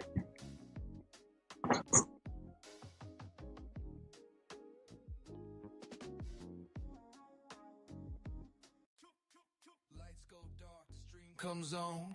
Javon's here, the vibe is strong. Click and clack, the steel in sight. Every edge sharpened, Friday night. Knife flicks dance under the light. Blades that shine and cut so tight. Handles spin and edges glide.